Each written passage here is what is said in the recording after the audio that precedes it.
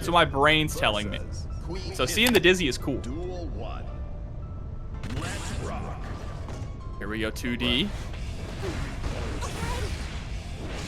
Nice IB on the Michael sword there. Oh my god, right off the bat, Potemkin Buster, look at your health bar! Yeah, forcing ourselves to burst there, and you know what, we're gonna take the opportunity to get this nice knockdown. Unfortunately, not much came from it. And you are on death's door, Garlic Bread. Yeah, it doesn't even need a pop-up there, just a 5D will do it with the backhand. And not much of a chance to fight back that previous round, but things can change in an instant if we learned anything from this bracket so far. I need Potemkin to win the Arc World Tour. I need it. More than I need anything. There's the throw. Garlic Bread needs to maintain this offense.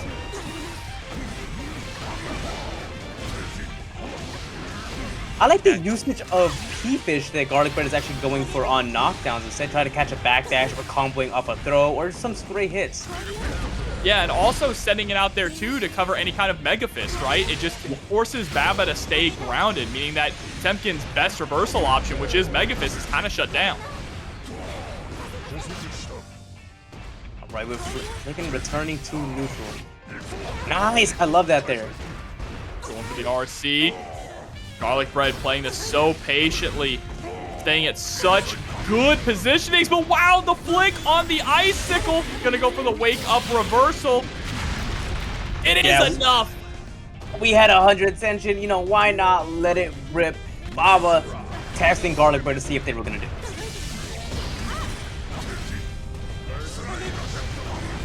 Slide the startup of the fish. Nice IBFD to push out, but has to spend the burst there to push out even further. And just like that, IBFD spent, burst spent, and Baba is right there in your face. This is scary. Oh no, this is such a huge counter hit. Wait, this. Are you dead? You're dead! No. You're dead! Good God, taking Dizzy up to heaven and then bringing her down to hell. You know, Dizzy is a character with high guts, but the health bar is just not that big to begin with. So, you know, unfortunately, even though we have all those guts, it's not gonna help out in a situation like that. Yeah, no, not when you get your back broken. All 3 backs broken. Dizzy, Necro, and a 9. Oh, man. All right, we're gonna run it back, actually. Okay, I like this. You know, we saw some motion happening on Garlic Bread's head, but oh man, Baba, very impressive, as we saw right there, right? If Baba manages to get in and has 50 tension or a Wild Assault available, you are guessing for more than 50% of your health bar here. Absolutely. Hey, you were right. The motion from Garlic Bread, we were just seeing a lot of great ideas. They were able to slow things down a lot. Problem is once Baba gets in, Garlic Bread just cannot get them out. Nice check there. I love that. Going up for the 2K2D. We forced the burst out from Baba, so now we have no resources. We have to commit to an option like the Potemkin Buster here. And there it is. That's the round. Oh man, I love this character. Maybe you're right. I do need Potemkin to win the finals. I need it. This character has been, he's been bad for too long, all right? He went through such a horrible time in Exerd that now he's finally reaping his benefits. Oh, nice right there. The P-Crow coming in clutch, staying there for a really long time and getting a pickup off the stray hits here. Nice PRC to cover yourself. Ooh, setting up the wings. Something we don't see very often here. Nice routing. Do we have enough time? Oh, we don't even need the Wings of Light. We're just gonna kill here. Okay, Garlic Bread. Pedal to the metal. Keep it going.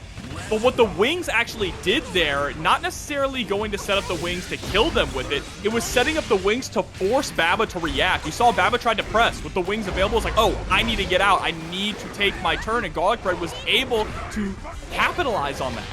Yeah, absolutely. That's probably the scariest part about Wings of Light, if I'm honest. It's not even the effect of it popping off. Oh my god, but Baba is popping off right here, currently up 2-0. You know, if anything, Garlic Bread, You can add that. You can add that round to the highlight reel. That was awesome. But it's so scary. You know, it's RPS at all times in neutral and defense. Even in your own offense, it feels like with Dizzy, right? Because you know you have Flick. Potemkin has Flick to push Fish and Ice Spike away, as well as like many other tools. There's a bunch of armor to go through all her pokes as well. So we were getting somewhere last game, but I want to see how we go this time.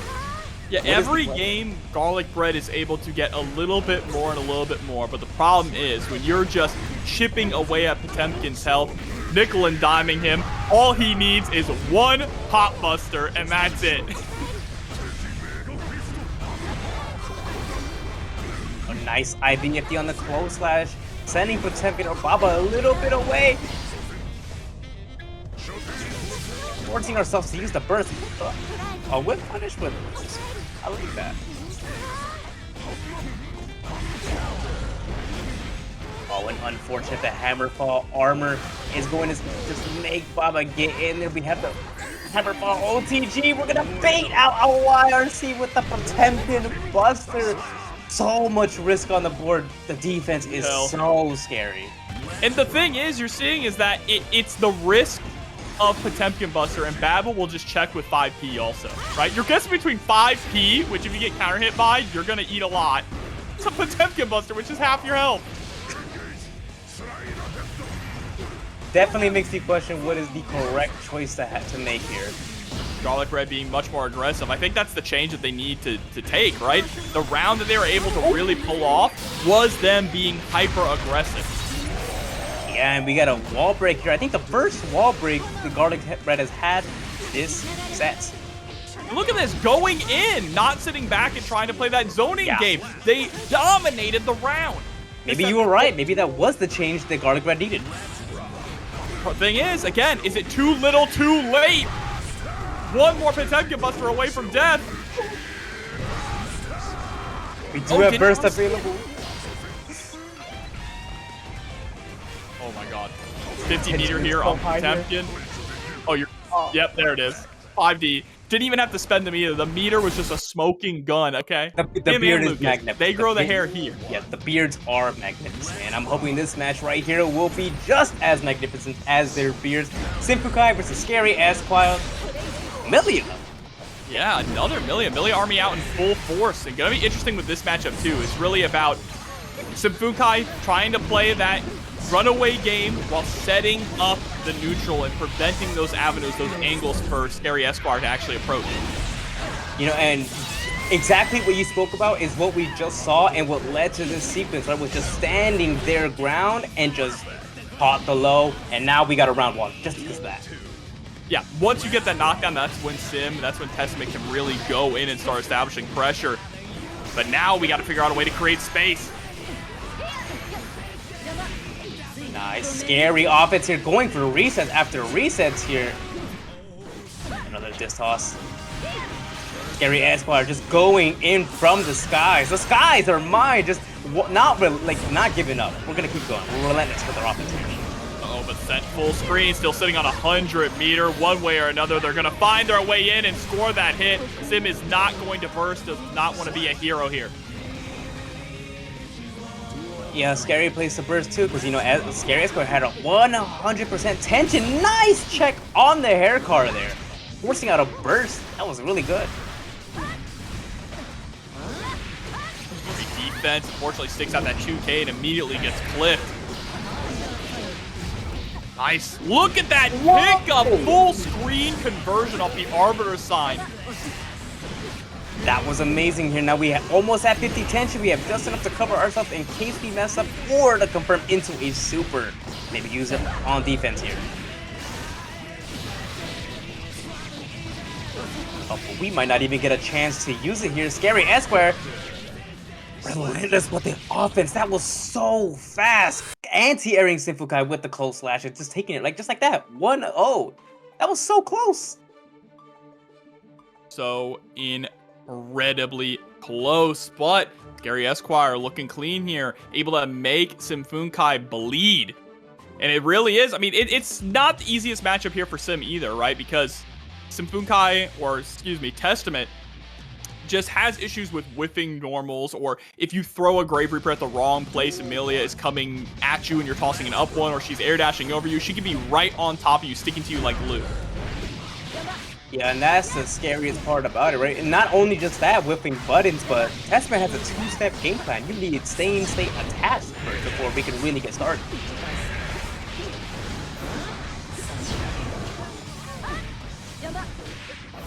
Oh, nice 6-speed catching Millia up there. I like this lockdown that we tried doing here. The reads with the H Reapers. Nice, able to blow up the hair car. And chasing up to the skies with the JD to stop the fastball. Yeah, I was just sitting there ready for the air approach this time. I just reacted with 6P.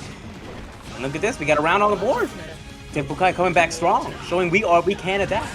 And we will adapt. Match up close slash, double cross up. And the counter hit. Sim is getting caught trying to press buttons now.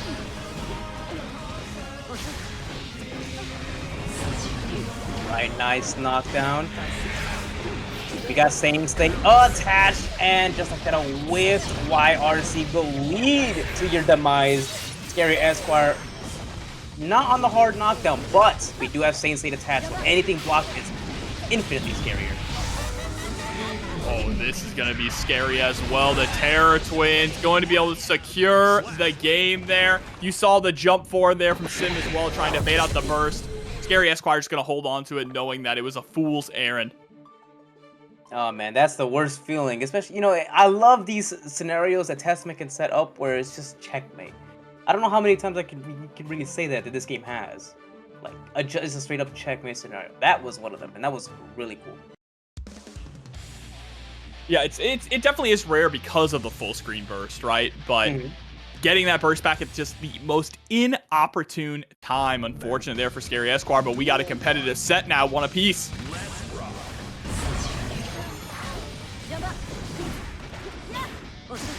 Nice, good defense here, and nice challenge here. In fact, getting a counter hit. Oh, the JD just sneaking in that extra high. Nice block on the high there, and good maneuvers getting your way in there. ScaryEsq. Yeah, but I was ready for it and let the 6P rip.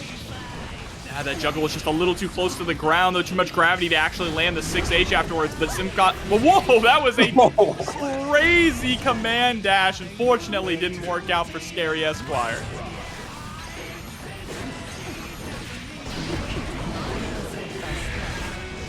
Right, these 6Ps are on the loose. It's another thing for the ScaryEsq to play around. And it's very familiar, right? Because anything you're blocking, you don't have much health anyways, and if you get hit, that's even worse for you. You're forced to spend a burst here. And look at that, even in neutral, look at the way that Sim is just covering all different angles, right? Making it so scary for ScaryEsq to actually attempt an approach there. Got clipped out of the skies and ended up losing another game.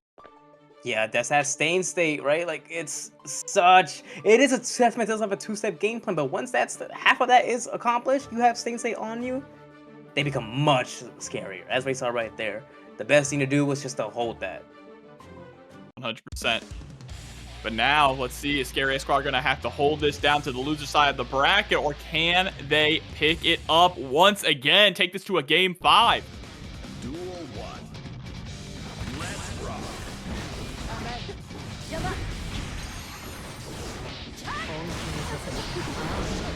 After using a burst pretty early on, getting clipped with a free jumper here at the Arbiter sign, going low. Nice, I like this maybe. Well, I was thinking we were going to keep the corner, but the wall break right there made it so ScaryEsq must have made that. Oh, but the PRC didn't get the fast RC. That's definitely what ScaryEsq wanted there, was fast PRC into JS, but Sim was able to see it coming. YRC just barely catching, like barely making Sim block from a mile away. Nice jump to escape the pro, but unfortunately, SYMPHUUKAI was ready and caught you, spending all our meter beat. Unfortunately, didn't get a conversion there. But the pro, this bullet hell, it's awesome. It is bullet hell. This is the bullet hell character, 100%. Fit right into Toho. 2K, oh, the whip throw, unfortunate. And now it's check here for Sim.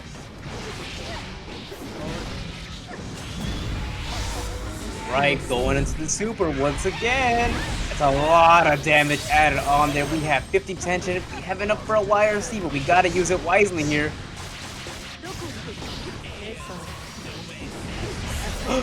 Oh, but the YRC, you called it out there. Last opportunity now for Scary.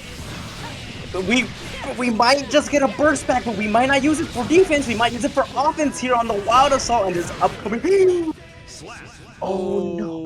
Unfortunate. Yeah, and I think that using it got the name girly teen girl with a girly secret, huh, Cheryo?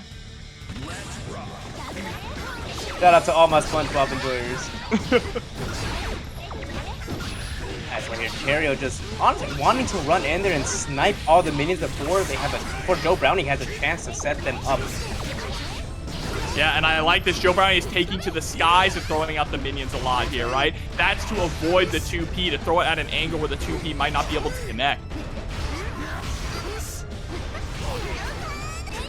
Nice, that was a good spot to YRC. We have Wild Assault available, and we have a bunch of meter. We're just gonna keep going here.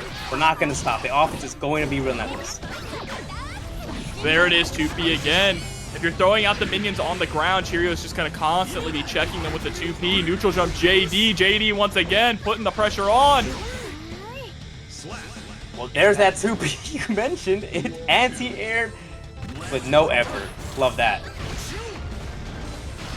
When the knockdown goes for the big overhead. Plus frames for days.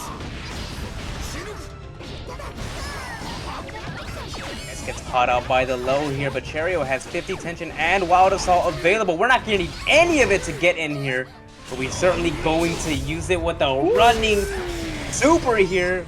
Will it be enough?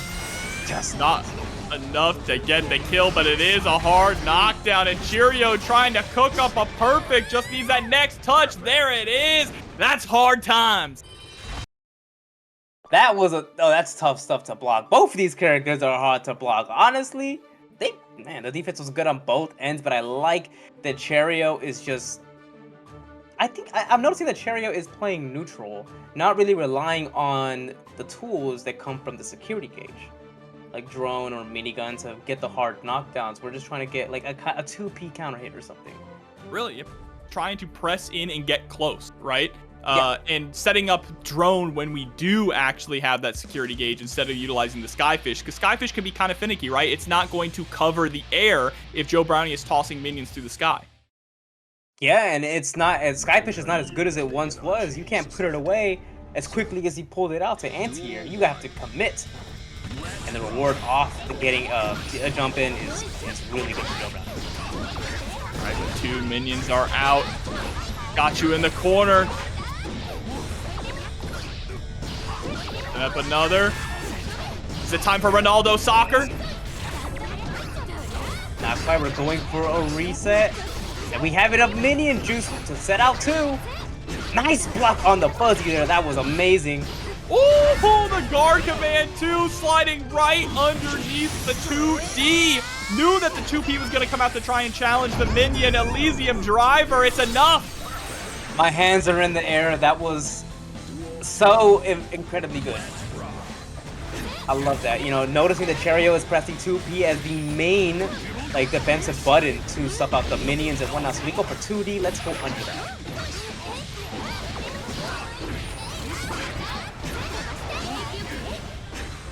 Block on the tap does there, but you have to block more since we're using a Wild Assault here. Good recognition that the turn's ending here, right? And Cheryo sets out the drone, but unfortunately gets grabbed back thrown here. Now our back is to the corner. We do have burst available. It's not gonna matter though. That run up throw was so fast, I didn't even realize it was happening till it happened. But just like that, Joe Brownie tying it up 1-1 with TNS's very own Cheryo. Yeah, looking very, very clean here. Was able to make those adjustments. I love the different baits we saw utilizing the minions, just putting the threat of that guard command into Cheryo's mind. So now how is Cheryo going to answer back? Duel 1. Let's rock. The round start scenario, both jumping back, but the first blood goes to Joe Brownie, scoring the knockdown.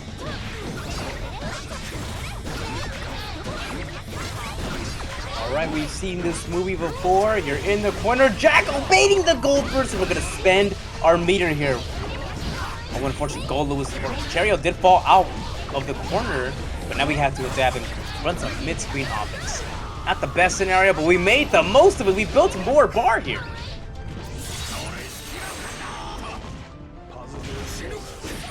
Now we have resources coming back. The back throw is scary, but we have YRC and burst available. We're gonna make the most of it and not use any of it. Man, that 2P just not working out as well. Joe Brownie is doing a really good job playing around it. There it is, the bionic elbow coming out. Shouts Dusty Rhodes. JD. Forcing a burst there. You don't want to be in that corner, Joe Brownie, and they know it. Ooh, but a JK able to get in. 2K2D. Time to start running that offense. Low connects. Your life is forfeit. Oh, that was so much damage on such a good mix-up too. It's really hard to react to if you're not ready for it.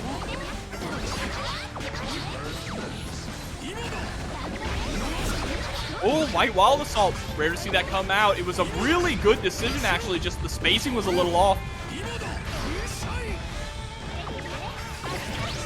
Trying to feel out through the air. Guard command hitting actually below the screen.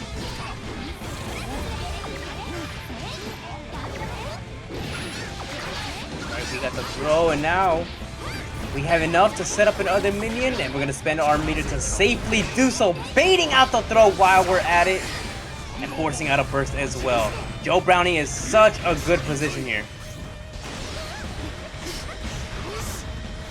Right, plus frames into the JD. Nice backdash on that 2K attempt there.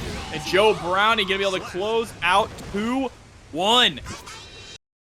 That was really scary. We saw right there for just a moment the flex shield came out while Joe Brownie was in the air, and I thought it went away as we landed. I thought that might have been the end of Joe Brownie, but Joe Brownie, no fear in their eyes. They keep the pedal to the metal. They keep it going.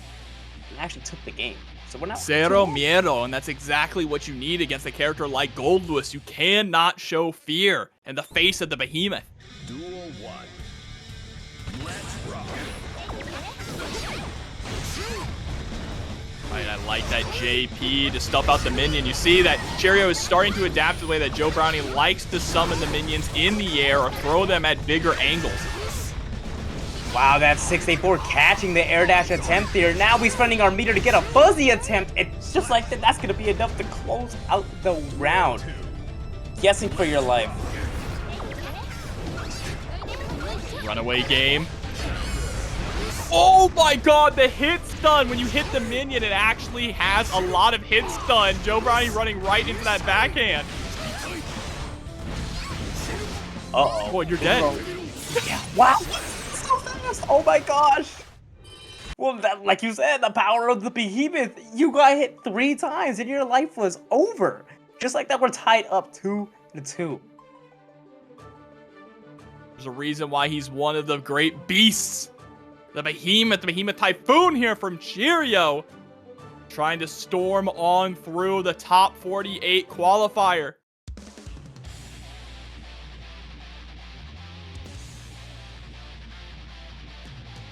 All right, we're going into our game 5 now.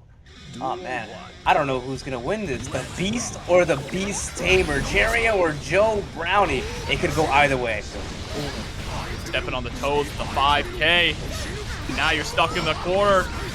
That was a very key burst. If you got bounced off the wall like that, you might have actually been dead.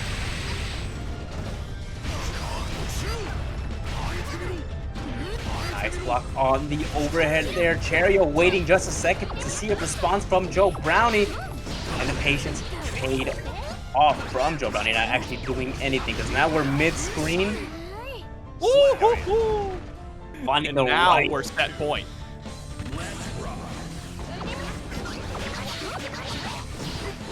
Oh, nice pickup. I really like the run under there from Joe Brownie as well, able to swap sides, but the bionic elbow coming out once again, and Cheryo swap sides too. Good tech on the throw there. Now Joe Brownie trying to look to the skies for an answer to escape this. Whoa, that was so close. That was really close, Behemoth, to your face, but we're gonna make the most of the cross-up. I don't know what side that hit. Oh, the deep like shield. Sending Cheryo half screen. But now you're stuck in the corner. Joe Brownie, last opportunity. Really no tension to work with, and no burst to get out either. Oh, but a whiff throw into the, yeah, just like that. The OTG Behemoth type guy. I don't play the story. I'm sorry, guys. Well, TLDR, Japan is a crater. Oh, okay, cool. Here we go. MJ versus DomiWurld. MJ coming out swinging right off the bat, spending that wild assault. Yep, and a wild assault right back at you. We're gonna eat some food while we're at it and go for the Tyrant Wave. Look at that damage, 50% on Johnny. That's how you know your character is good.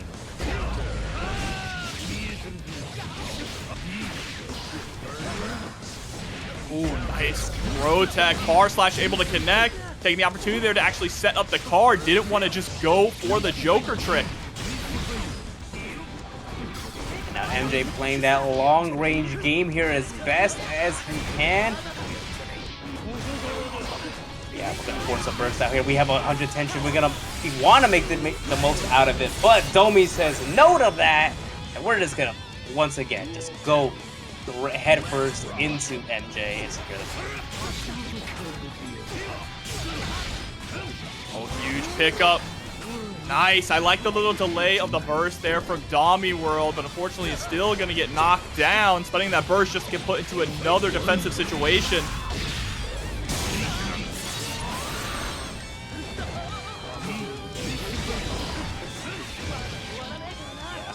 It's like that Domi trying to get out, but MJ keeping the pressure really tight and not giving Domi an opportunity to escape.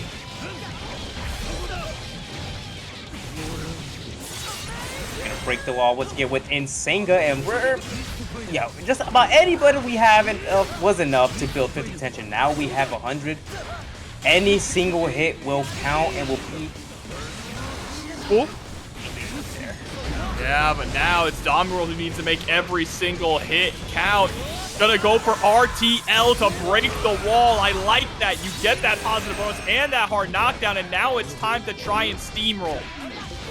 We do have some stamina on deck, so we can go for some mix-ups. We didn't need to use any of it, but we're also going to refresh that positive bonus. Same scenario like you mentioned a second ago. Yeah, at the moment here, DomiWurld is just trying to. There we go. I like it. The RC immediately into the super to lock out the burst from MJ. And that is just how the tables can turn with Sin. All you need is positive bonus and a hard knockdown. The meter advantage. And it can just all go south. Just like that. That was so, that comeback was so fast. Oh my goodness. And just like that, I mean, on top of like having the meter threats, you have the stamina threat as well, right? Because if, let's say, you block a mix-up, Domi is still plus. Right. That is right indeed. And again, starting off game number 2 the exact same way that MJ started off game 1. Going for a blocked hit into Wild Assault. This time it starts off a little bit better though. Yeah, I really like that burst from Domi, just putting MJ into the corner and using Wild Assault to break the wall.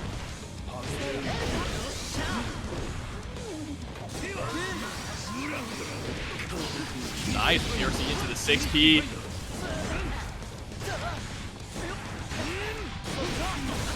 Oh, it's sliding under the bar slash. Second hit, 5H is going to connect, getting the burst out of MJ. Nice super there. We don't want to have to block any of this. What is my name? See the J's in the chat. Counter hit and Senga. That is going to be the round. Oh, Nova drops it there. That's fine, though. Counter hit close slash. Duel 2. Let's rock.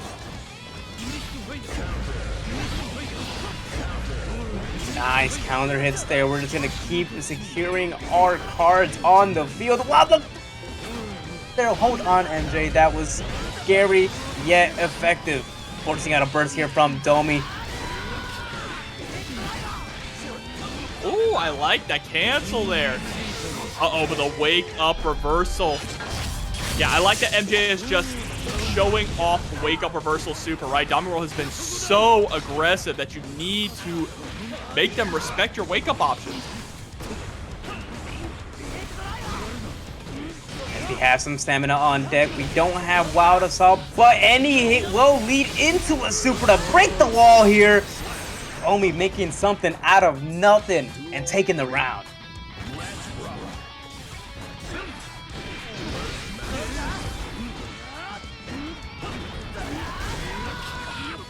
Using 6k here to secure plus frames, even at a range because we have no stamina, so the offense might not be too great. Oh, MJ, no fear in his heart, running up there on the big driver.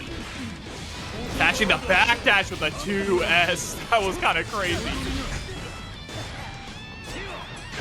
Ooh, a little bit of stagger pressure here. Finally catches the counter hit. Exactly what MJ was fishing for. Yeah, we're just gonna go right into the super here, right? Refresh our resources. Can maybe get a card pop here. Whoa! Whoa! That was almost the sickest reaction ever from MJ. Just didn't pan out the way he wanted, and that was a great dive kick. Unfortunately, not working out here though. What a drop! We run up under and go for the throw, MJ. The movement. Okay, I like that. That was fast. That was incredibly quick. Real scramble there at the end. I like that we saw DomiWurld just pull up the dive kick, which you don't normally see, that JD from Sin, right? Pulling it out of the hat, not in a combo, but instead in neutral, knowing that things were so scrambly, just trying to hover above that far slash range and come down for a punish on it. Yeah, definitely one of the best usage of like just raw dive kick I've seen from Sin, period. And what a player like Domi to make the most of it, right? Yeah, and a great pick up there, getting the burst out of MJ real early on and still getting right back into the fray.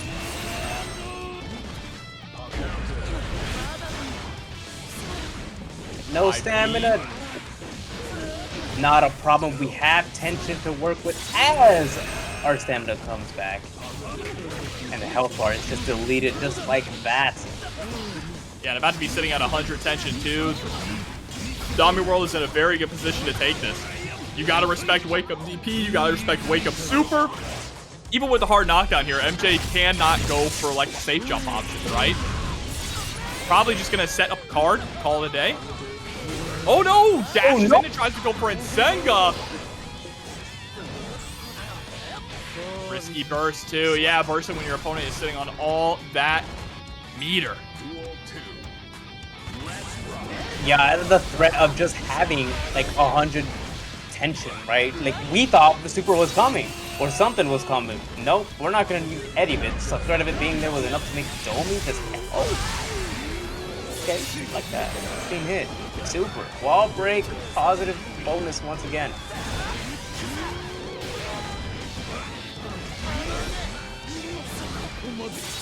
The 5D DomiWurld with a perfect going up 2-1.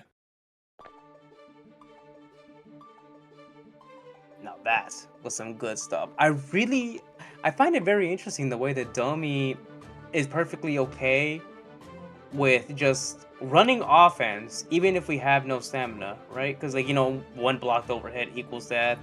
Blocked beak driver. It's a little bit of a bad situation, but that doesn't equal death. I like the no fear in his heart gameplay we have going on here.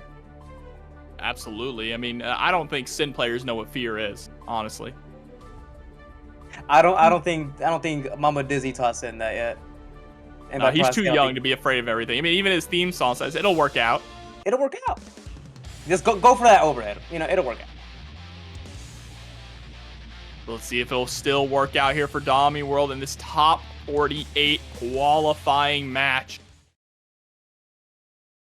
MJ trying not to get kicked in the head, down to loser side this early on.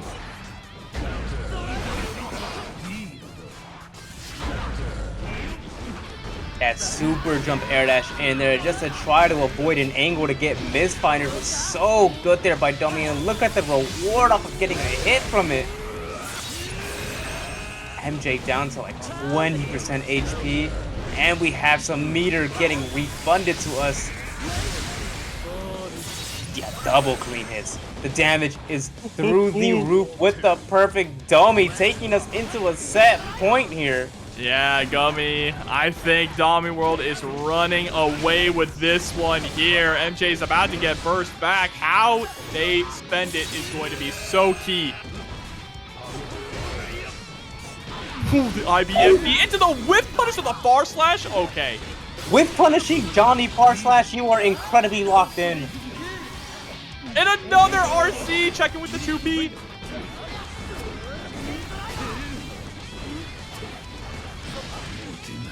Nice reaction with the back throw. This is exactly what MJ needs. DomiWurld does not have any meter here. MJ playing a little more back, a little reactive. How are we gonna potentially make this comeback? Domi has meter on the table. The trade not leading to a combo here, but MJ got a back throw. We have card pop. Got caught into the super Joker trick with the extra wall break damage. It's gonna be enough.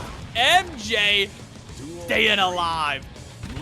Super scary, and I gotta respect the fact that Domi chose not to spend the burst there.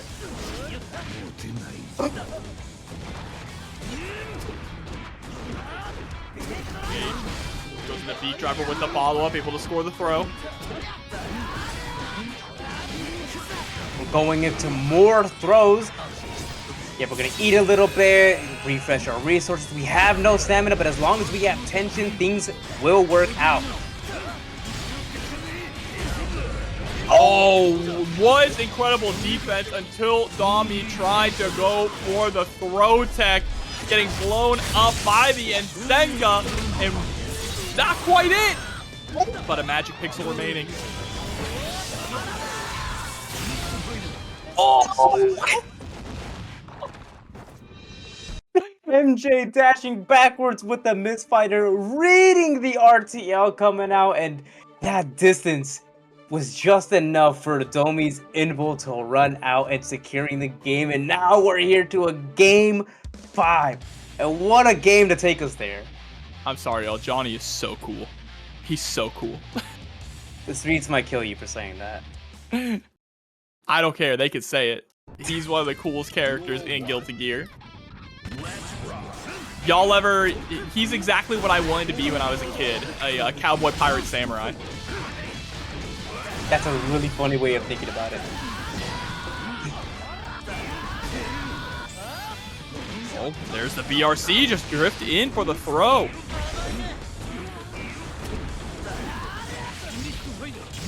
Nice.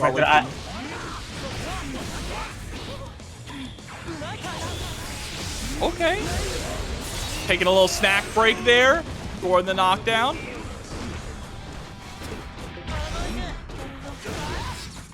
And the overhead's gonna connect. And chat, he's not the coolest, okay? Slayer's still on the roster. But he's one of the coolest. Oh, I like that, chat. Twisted Fate with a sword. What a way to think about it.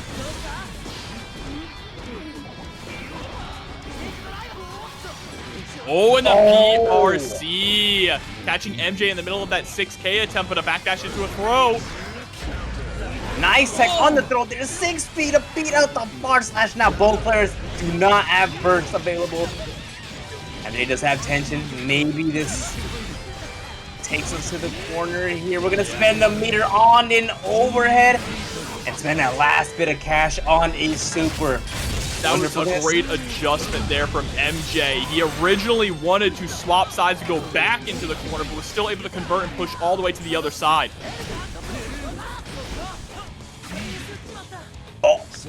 Ooh, and the air deal. Final game, final round. Who's moving on to the winner's side? Domi does have bursts available, twice the wildest as MJ has. This will be very scary. Both players need to make every single hit count, but DP, we haven't seen one of those.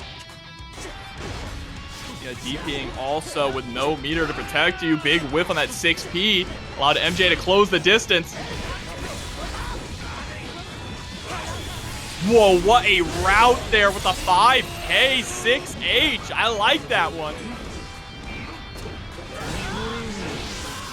The super not wanting to guess on the high or low, and well, MJ guessed right there, or was made the right call by doing the super. We still have burst available in case things go south.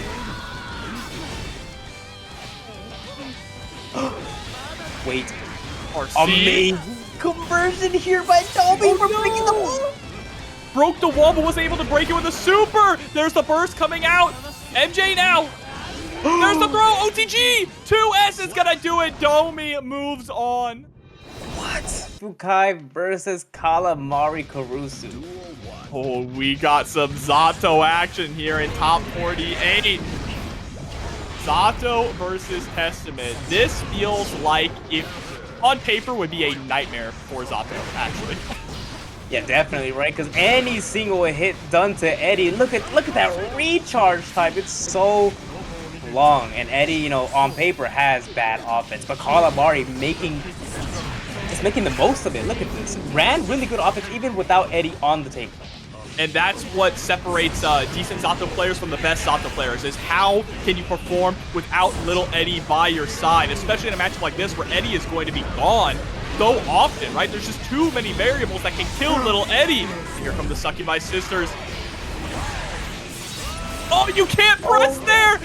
Calamari didn't know! Calamari didn't know that even when you burst, the Terror Twins are still active. Unfortunate little knowledge check there, but we have it stored in the brain for next time the scenario might come up. Painful lesson, but a lesson learned all the same. Alright, we have the bullet hell started, and you know, Eddie does, or Zato does have some ways to reflect the projectiles and maybe make it a little easier on himself, but still gonna be very hard because the layers of just projectiles on the screen at all times. SYMPHUUKAI can just force some stuff like this to happen. What do you do? Yeah, I think another aspect here is we got to see a little bit more things like Drunkard Shade, right? Something to send Eddie across the screen safely, where you're not having to kind of challenge a lot of these Grave Reapers and these Unholy Dirers, right? Being able to control the pace.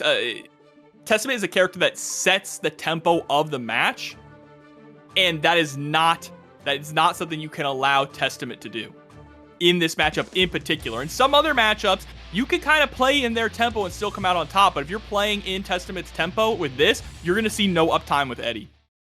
Yeah, and you know, like, we're talking about like in sub matchups. Let's look at earlier tonight, right? Millia was able to keep up the pace and even just like make Testament respect her a little bit, but with Eddie being a little slower and not having a really fast air dash, unlike Millia, it leads to a lot of situations where you're just gonna have to hold something.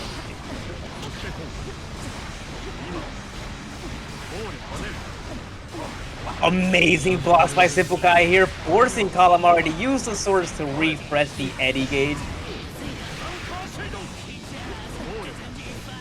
Keeping that pressure in the corner, even without little Eddie.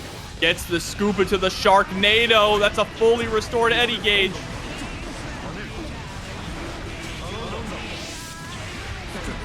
Eddie restored once again. Are we going high or low? We guessed incorrectly, and Calamari will take the round from it. Not even gonna burst. SYMPHUUKAI not deeming it worth it. Saving it for the next round.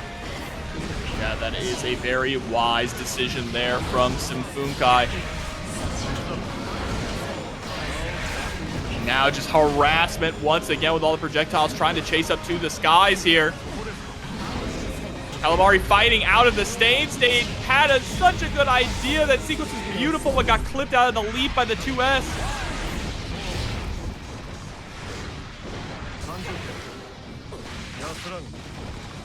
Nice back throw there to put SYMPHUUKAI in the corner here. We're going low. We're not gonna cash out with the wall break just yet.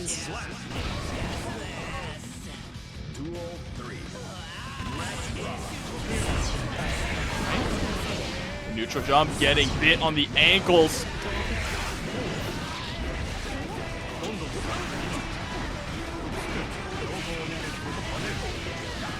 Good blocks, leapfrog, we're gonna take you to the corner. We have Sword Super available. I wonder if we're gonna use it here to maybe skip neutral a little bit. The leap just is not working, unfortunately, right? I think the only way you're gonna be able to actually utilize leap here in neutral is if you use Drunkard Shade to send Eddie closer to Testament. And even then, I think all that depends if there are projectiles on screen that won't hit Zato. But nonetheless, I think, yes, Calamari finds a way to make it work, and with the shark attack, takes a game. Look at that. Zato's on the board. They said it wasn't possible. Yeah, this is y'all are downplaying Zato, dooming Zato. This is a Zato player in top 48 winner side of TNS, one of the most difficult bracket runs you could possibly have in the online tournament scene.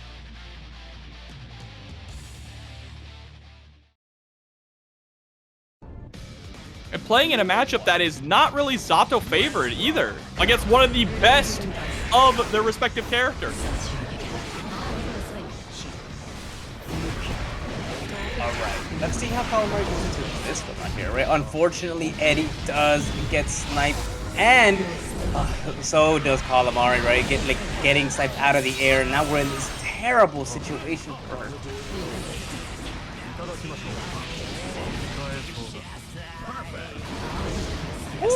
Perfect though. Sim just trying to shut down any goodwill that Calamari was able to earn through that last game.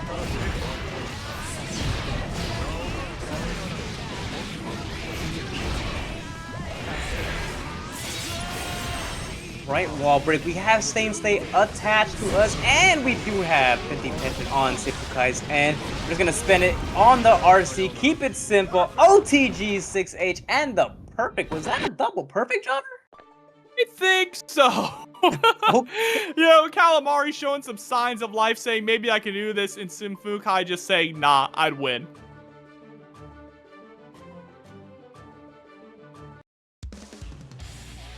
All right. Ooh, we're going back. You know, we've seen this before. 1-1, 1-1. Maybe we might climb up to a game 5. It all depends on Calamari here. I do like the way that she is playing, right? Because, like we said, top 48. It's no easy feat. And a character like Zanuff.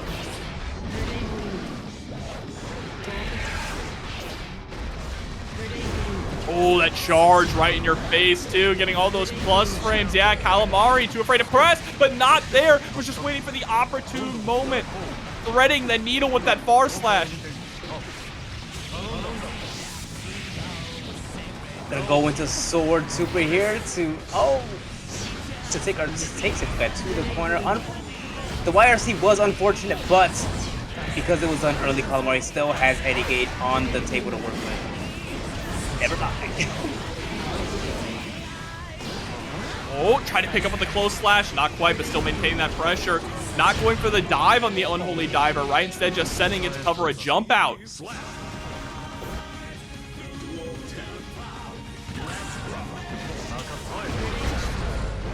Oh, there it is, like you were talking about.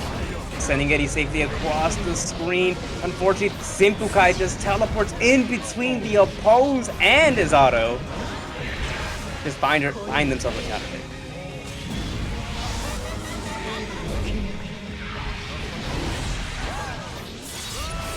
Nice. Hard knockdown. Catching the backdash with the 2P. It's not looking too good for our residential Zato player. Oh, I was gonna say unless, but Nope. No burst happening. SYMPHUUKAI not biting. I respect the attempt, Calamari, but it was in vain, unfortunately. SYMPHUUKAI. K22 versus Bigwil is our next match. Let's rock. Right, Baiken versus Millia. We've seen a bit of Millia throughout the bracket already, but we have not seen Baiken yet. And, well, you know her, you might not love her, but this character is super cool. Being able to combo off throw, just as we saw right there. Pretty strong in this version of the game too, right? Her biggest issue beforehand was consistency, but that's kind of been cleaned up in the latest patch.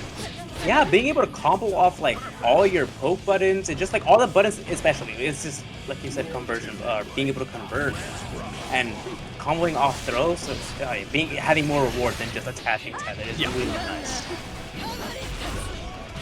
Ooh, trying to close the gap there. Follow up to Kabari. Ooh, parry whiff. Gonna get punished big time, but nice jump out with the JS. The bucks to the overhead. Wait a minute. The Artemis to dodge the Tiger.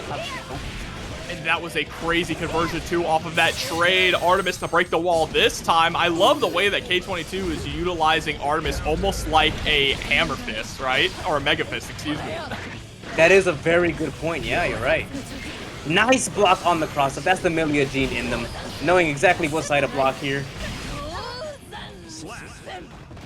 Okay, you know what? The Yozansen anti-air, I respect it, Bigwil. I see you. Yeah, pretty quick game number 1 there from Bigwil. Looking very comfortable in this matchup against Millia. You know, one thing that we, I guess we forgot to mention that, you know, Baiken got a bunch of good changes during this recent patch is the guard cancels. We saw an attempt for it earlier, unfortunately it didn't work out, but that is a very strong thing that Baiken now has. As for how much usage it has versus Millia, I'm not sure, but I guess we'll see.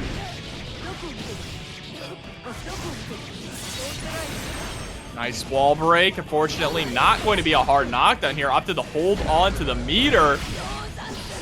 Might end up regretting that. 2H, gonna be able to clip the ankles. And there's the burst, waiting for it.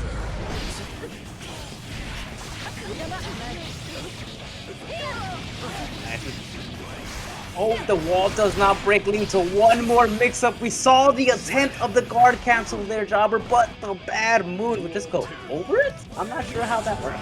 Yeah, that was kind of tricky there, but here we go. Nice little tricky conversion. Oh, not going for the full fastball, instead going for the Capel and baiting the burst.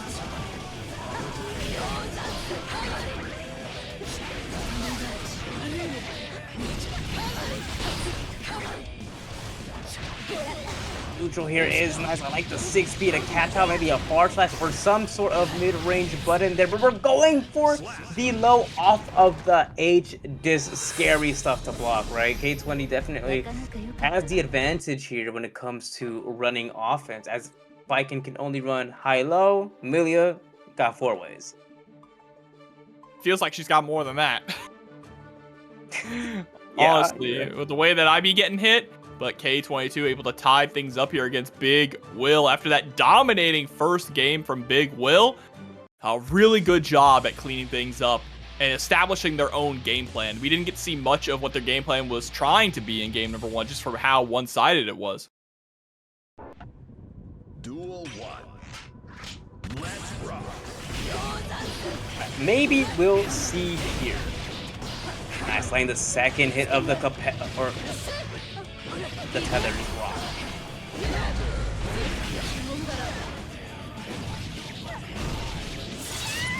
Ooh, 6H is barely not being in love. K20 surviving on the magic pixel. Chipp could kill if we don't FD something. This is a big comeback. I don't know. Yeah. Bigwil is sitting on full burst and sitting on nearly 100 tension. They just got to go for wake up super here now. YRC. It's Yozansen. It's blocked though. Double Yozansen. K22. I mean, it's a flip of a coin. How do you see it coming? That was so close. K20 might have made probably the closest comeback of tonight. Of this tournament, if we saw that happen.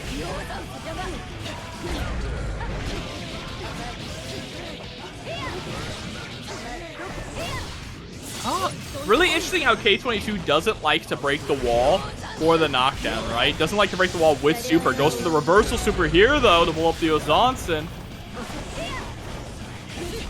Trying to bait out a throw there with the Mirage Artemis. Unfortunately, the Capel does not lead to a combo.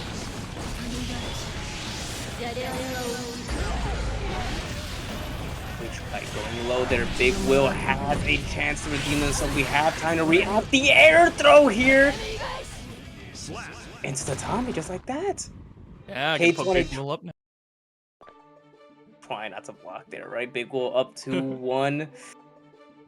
Oh man, okay. This is actually a really close set. I really like the way that Bigwil is playing around, you know, K20's neutral offense. Maybe it feels like taking advantage of the fact that I know you're not breaking the wall because you don't like what comes after.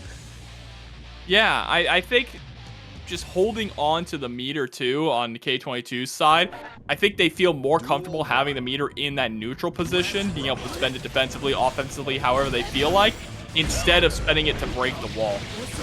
So we'll have to see if they decide to make some adjustments here. Maybe go for some super wall breaks just to get that knockdown to run more offense, but they're going to run right into a parry.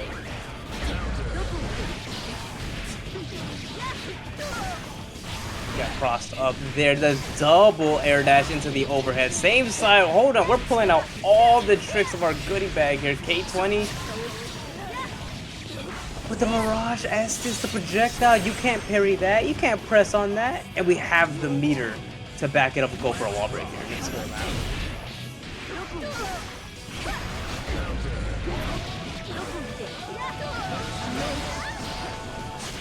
Nice burst here by Bigwil. What an amazing 5P right there to catch the air attack, just jumping out of the corner. The JH, look at that hair card. The carry on that was absurd. And K22 with a perfect, gonna take it to another game 5. I'm shocked that that hair card just lasted as long as it did. I feel like I don't ever see that. That seemed abnormal. Oh my goodness. Wow. Absolutely phenomenal. Yeah, I love the way that both these players are just. Once again, we're seeing this a lot, right? I guess it shouldn't be surprising to me now that we're in the top 48 area of TNS that these players are going to like adapt to each other like very much.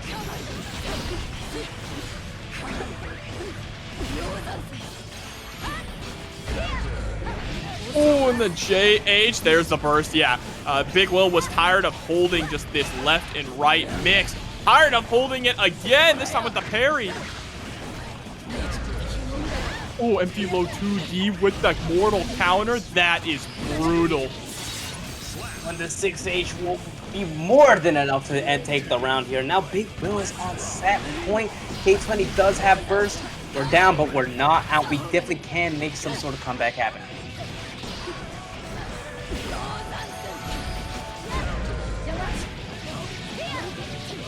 Might be seeing that big comeback now. Fortunately, the hair card was unable to connect. Means it's the end of K22's turn, so we're right back to neutral. Trying to figure out a way around those tatami mats. Oh, just send it. Just send it. Like you mentioned, spending the meter defensively seems to be the way that K20 wants to go. And it's worked out every single time. Look at the movement here. Oh, just so smooth. The neutral jumps are blowing my mind. You don't see that from a lot of Millia players. Just straight neutral jump there. And now it's final game, final round.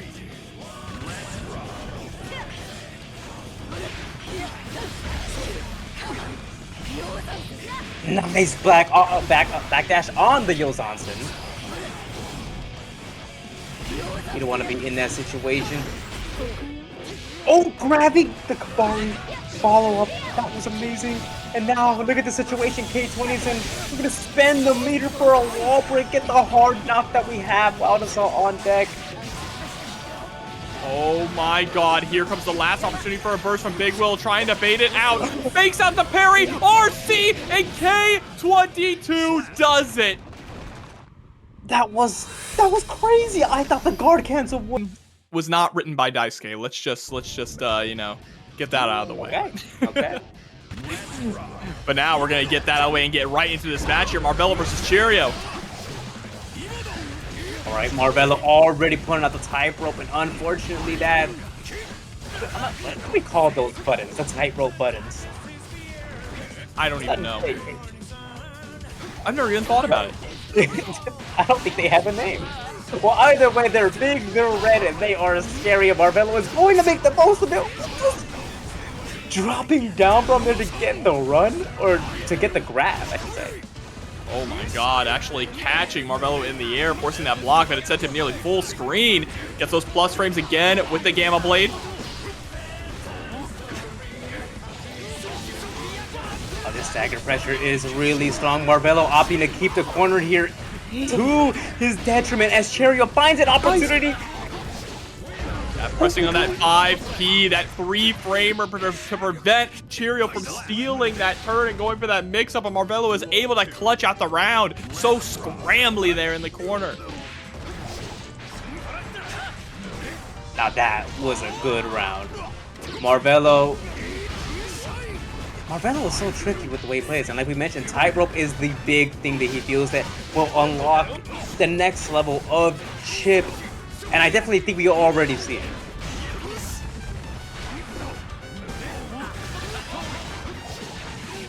You gotta press on record at some point. That was not the time, unfortunately. Marv baiting something out. Now trying to chase down Beta Blade to get out of my face. Nice again with the 5P. Just using that 5P to check Cheryo. We have burst on table. Cheryo has 50 tension. Anything can happen here. Just like blocking a YRC, going into the tightrope. We're gonna keep it simple. Marvelo not losing a round here, taking the game over Cheryo as well. Marvelo looking very steady. I mean, like you mentioned, these two play each other all the time, right? I'm pretty sure Cheryo is probably the person Marvelo goes to when you need the Goldlewis experience, and vice versa.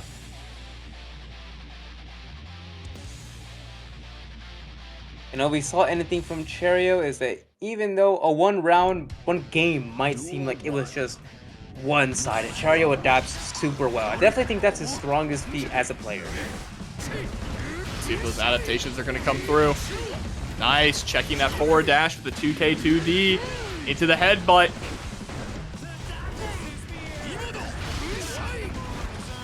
Six-8 for the hard knockdown. Good IBFD on the cross-up there. You don't really see that too often.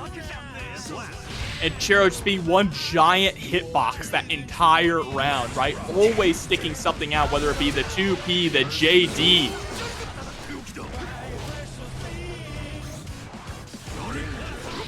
Right.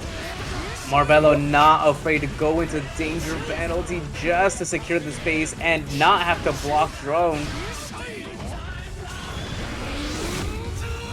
We're gonna cash out here with this 1080 super. And while we're cashing out on supers, let me take a moment to thank you guys for claiming all the Reno codes and for the 2 contributors. Let me see, the names are Mecha Fanboy, and I believe that was Onde. Thank you all so much. The players appreciate it, and so do we. Gonna make the fight even harder. Wild Assault into PRC for the throw. OTG with the behemoth. What a round for Cheryo. The adaptations were here, Jobber. What can I say? That's the North Carolina cheerwine blood running through him.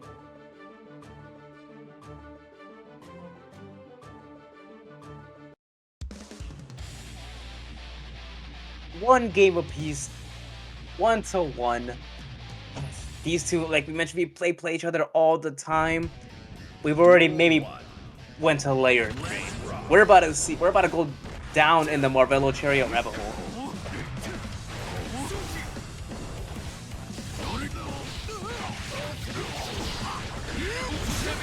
Oh my god, what a 6P there. I wonder if that was actually meant to be like a meant to be a 5P, but ended up just getting 6P.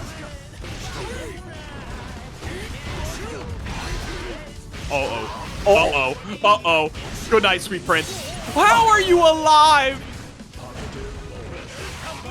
With the DP right there, no fear, and No fear from both of these players, right? I don't care if he the elbow of justice is going to secure the round here.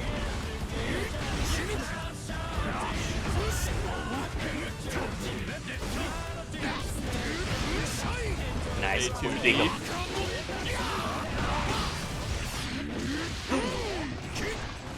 Throwing the flex shield there. Now Marvelo's in between a rock and a hard place. The wall and the coffins. You have to block for your life. Never mind proving me wrong. The far slash calling out a gap in Cheryo's pressure here.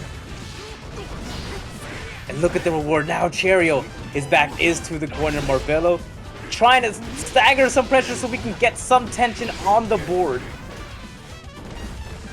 Oh, backdash, just trying to create a little bit of that space. Look at the patience here from Marvelo, trying to find the gap, trying to find a way to thread the needle here. The strike when the time's right, catches the backdash with the 6H. No, the whiff on the third Rekka. The bonsai proving to be Marvelo's downfall.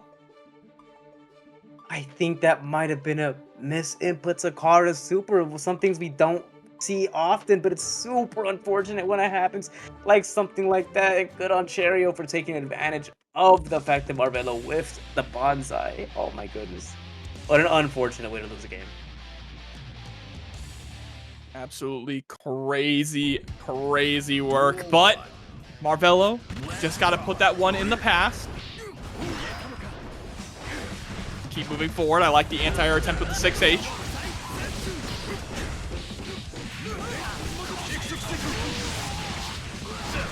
There it is. We got the Karas on deck, and look at this life lead that Marvelo has.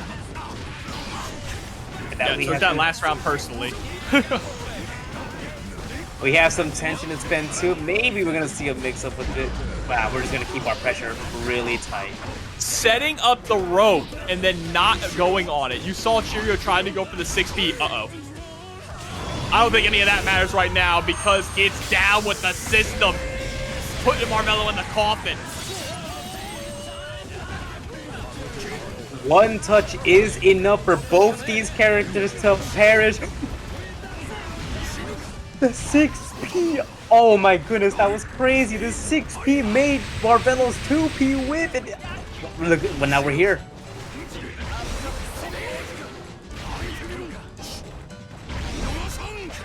Expanding the wild assault to try and make their way in. Marvelo playing the slow game here. I like this a lot. Like for that strike throw as well. Marvelo 1 round away from taking this to yet another game 5.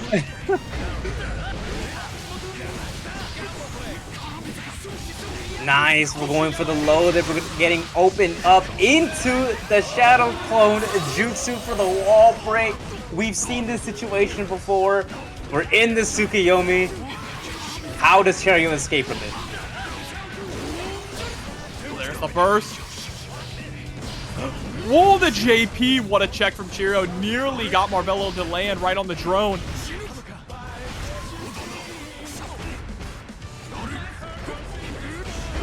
It's going for a lot of light normals. That is brutal. This is okay, yeah, if Cheryo had meter, you were dead there. Now just trying to take all of Chipp's meter to chip him out.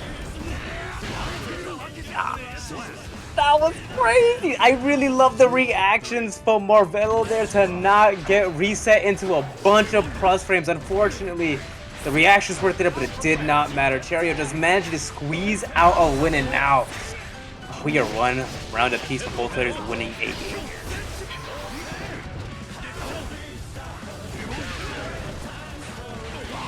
Oh, backdash into the headbutt. Set up the drone. Oh, look at all these behemoth typhoons. How do you know when it's coming? How do you escape the storm, Marvelo? We have burst on the table, but it's not much. Marvelo's not going to get an opportunity to use it. The YRC into the overhead. Oh, reliable. Cheryo taking it over Marvelo and break, but TNS here, they are 1 or 2 games away from top 80.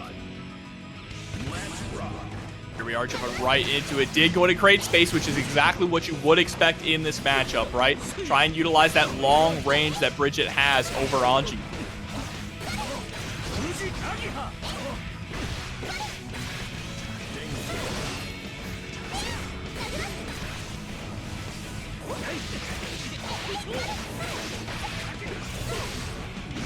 Alright, Bigwil going in. Nice tech on a throw there by MacMens and finding an opportunity to secure some nice little offense going. But the Fujin is a scary part of Anji's game plan.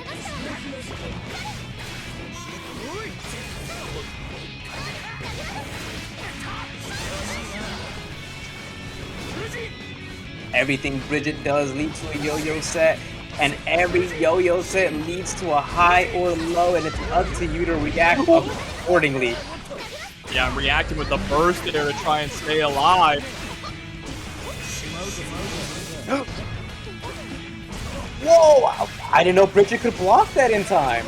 I thought maybe she was going to be locked into the rolling movement, but yeah, this goes to show Bigwil is just ready for the super to come out and taking advantage of the fact that they blocked it. Taking it out.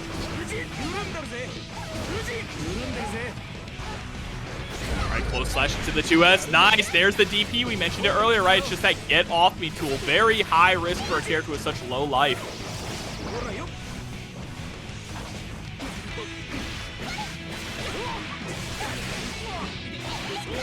Right, set up the yo-yo. Ooh, trying to fake out some kind of a reversal there from MacMens. I like the idea from Dig. Gonna be looking at the wall break. Doing a pretty good job just controlling the matchup so far, but just like you called out earlier, Gummy, Midare, the fish coming through. It is the great equalizer.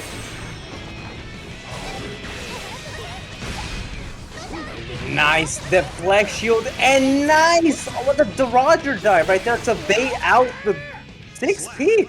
Bigwil was just ready. Oh my gosh, I completely forgot about the Roger dive, right? We were just talking about how Anji 6P is a really good tool in this matchup, and Bigwil was ready for that counterplay. To the counterplay. Yeah, just using that bear dive to drop right on top of your dome.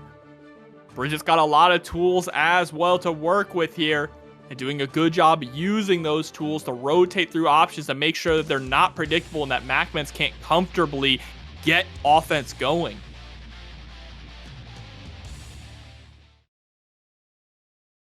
Mankind knew that they... Duel 1. Let's rock.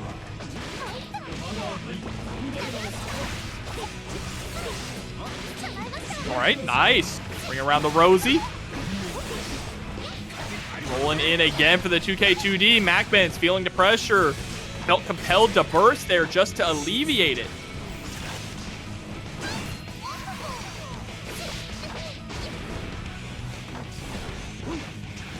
He gonna whiff. Chipp with the 5K2D.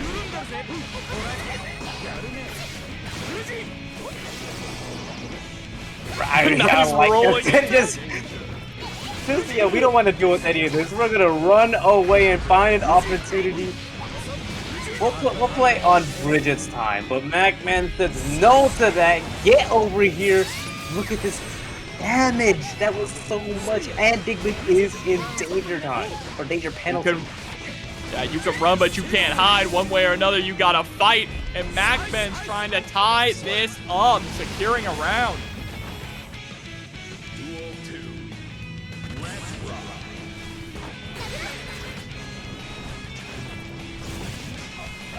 MacMens up around.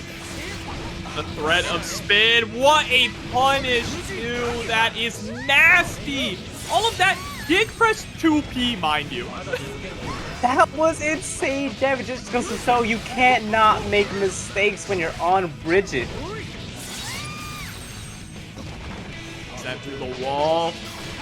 2P into the RC. Almost baited out the burst, but I think accidentally crossed under to the other side.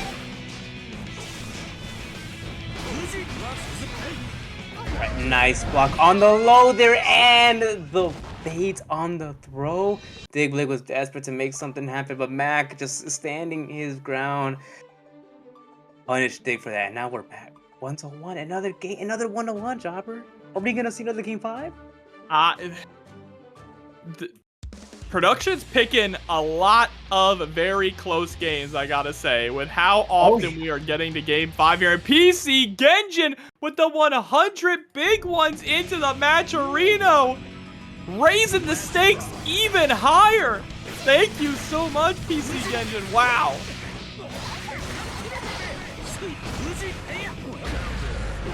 Nice jump there, punishing the throw attempt from MacMens, and look at the reward we got off it. It's on a 20% and the looping mix-up. I'm getting hit, Jobber. What side is this? Is this high or is it low? It hits. That's all that matters. For the killing machine for the knockdown. Bear dive, baiting out reversal super. Dig is in their element.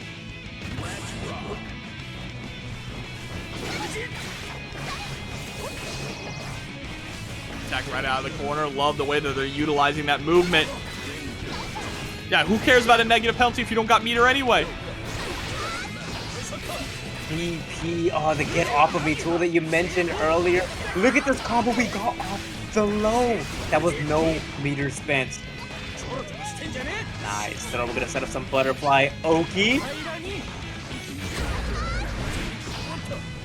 The DP. You see all these just staggered dashes that we're getting here from Dig, trying to bait out a response from MacMens, but unfortunately he's going to end up losing that round. MacMens not out of it yet, still tied up, and MacMens coming in with the burst actually. Yeah, very strong to have. Burst or Wild Assault. Choose your own adventure and it'll play out in the way you probably want it to go. Nearly 50% of Dig's life is already gone.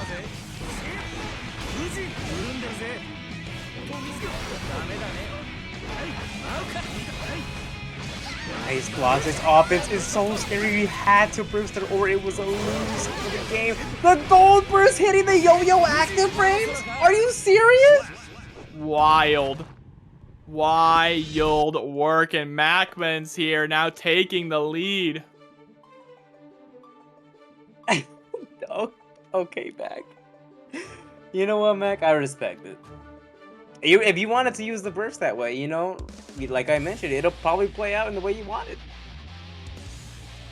That's right. That's right. But is this whole thing gonna play out? That's the question. Is Dig gonna answer back? Yeah, production, like you said, production has been picking some really close sets. This could just be another one. Dig could just tie it up. We could go to another game 5. We'll have to wait and see.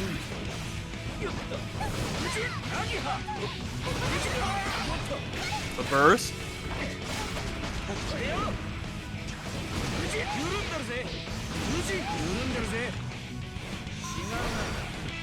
Oh, going for a really delayed throw there. Still going to end up getting it in the end. With the wall break, that's a positive bonus here for MacMens. No burst to the side of Dig. Yep, it just ends up getting clipped low.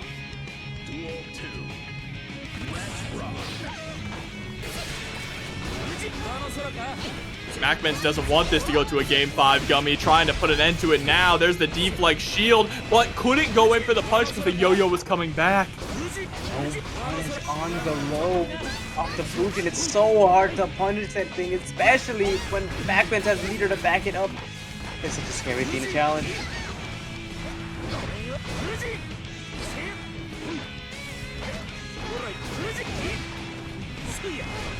I think is just looking for an opportunity to maybe set up the yo-yo, and here we are. We find it. We got a counter hit. No yo-yo set, but we have some screen space. Mac just chases you down. A ferocious beast MacMens is here. Now MacMens sitting with 50 meter. Gotta watch out. Both of your defensive options spent. Dig able to finally escape from the corner. But the 2P into the RC, and MacMens moves on in top 48 losers. That's going to be the end of the road here for Dig. End of the road, but you know what? 13th, near. Elphelt's at this high of a level, but Aneema is pushing this character, so even I'm not too sure how these matchups go, but we're about to find out right now. Aneema with the 5P anti-air. Looking to bait a burst, spreading it early.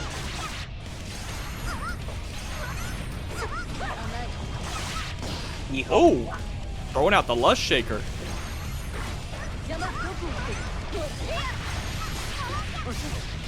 Oh, that was nice. Using the major to just like make you think you can press there. Trying to Pine Berry out of the corner, but Hiho says, nope, you're gonna get into this mix-up when I want you to. Oh, that was cheap. I like that a lot.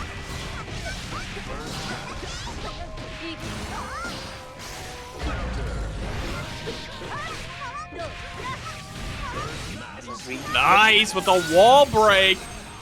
And Hiho starting off strong, still down to the wire. Using wild assault to jail into the Rekka, but Hiho finds an opportunity to backdash with a reaction to the Artemis. Wait a minute.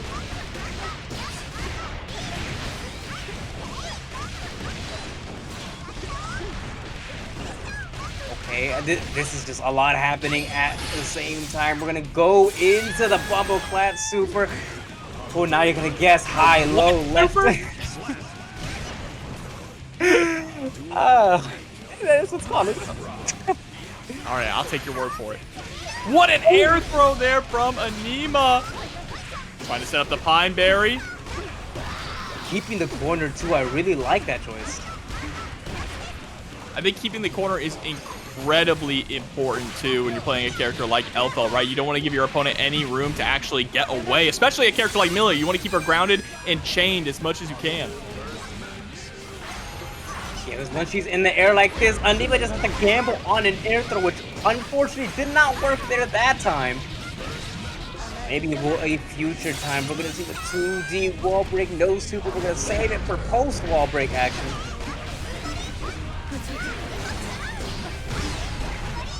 Uh-oh. This is scary. Oh, what an air throw. YRC, you're seeing a lot of YRC here from Hiho just to negate the Rekka. Nice jump out. What defense there from Aneema. Tries to go for the 6K. Gets the pickup with the Pine Berry. Getting over the 6P. Incredible. All these Pine Berries, all these jump outs, those aren't random. I am like 80% certain those are all reactions. Aneema is just locked in. That was insane. I love all the counterplay like the Aneema is doing here. She's pretty specific stuff, right? Like, yeah, Pine Berry out of Artemis, like, and you catch the recovery. That might be matchup specific stuff there. Remember, this is the loser side of the bracket, so loser does go home, and you know they're taking a look at that pot, and it's making things much more stressful, much more high stakes. Nearly at $600 in that matcherino.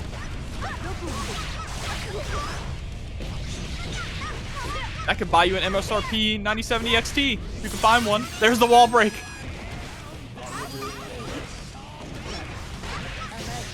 What a 6P on the Rekka. That was really good, yeah, and I like spending the meter off of that too to get the round as well.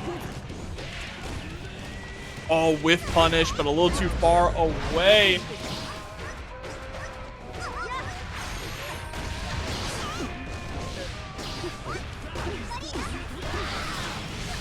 I love shotgun into fast RC. It's just, it seems like such a unique offensive tool here to lock the opponent down. Yeah, because like, what's the threat off of that? Another Rekka, the Pine Berry, as we saw, just going into full strike. Oh, there's so many layers there. Oh, and Aneema's definitely making it work with the far slash there to end the round. We're down to another game. The Hiho gonna be able to get the first blood.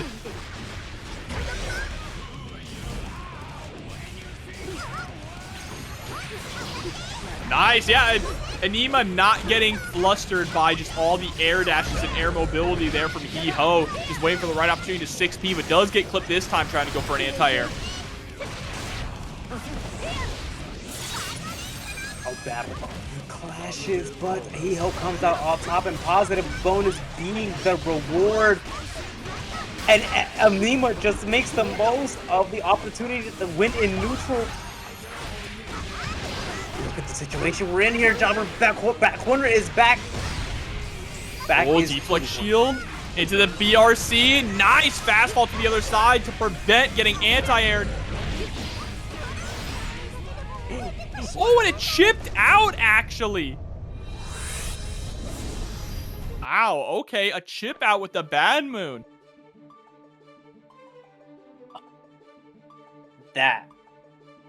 Okay, that was some cool stuff. I like that. I always love those last minute gambles, you know, where it's like, whether be it Yozansen or Elphelt or Millia in this case, you know, where you're supposed to have Mito to back something up in case it goes wrong, but take it for the game, or just send it for the game. And Duel 1. some of these high-level Elphelt players are known to just be like, I mean, Millia players, excuse me, are known to just send out things like Hair Car and Bad Moon with no meter to back it up.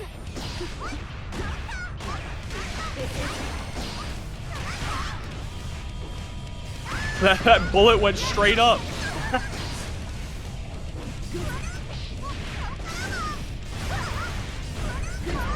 It's nice block, but unfortunately that second one was so tricky to block there. Whoa! Oh. We are getting blended up right now.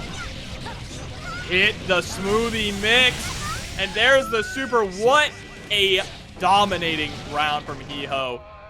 Wasn't even done with her yet. Hit her while she's down. What a Millia round. If that's one if I've ever seen one, right? But that's what both these characters do, right? Just mix you to death. Unless you can find something like a back throw from Aneema, you're just gonna be at the other player's mercy.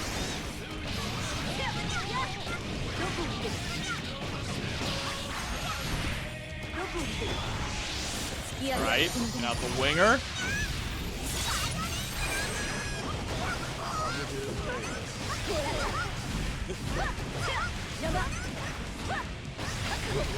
Amazing blocks here. Oh, but blocking is not enough. You gotta tech sometimes, and Hiho knows that was tricky. All those blocks were amazing. High, low, just guess correctly every time.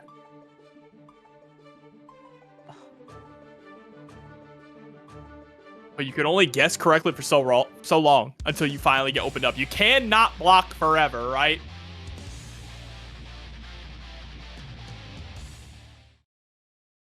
See if Aneema can stay alive in this top 48 loser side.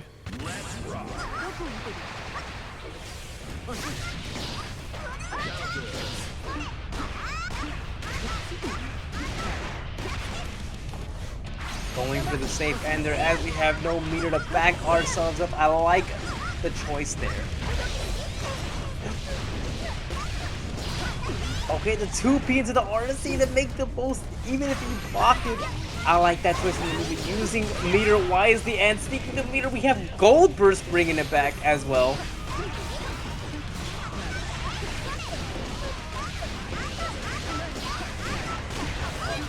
Oh, look at all this pressure. YRC.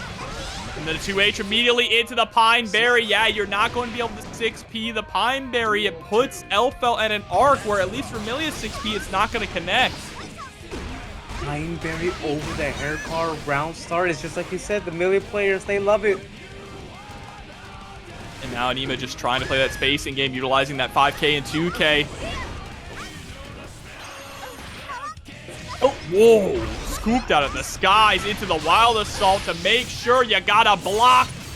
Bon Voyage.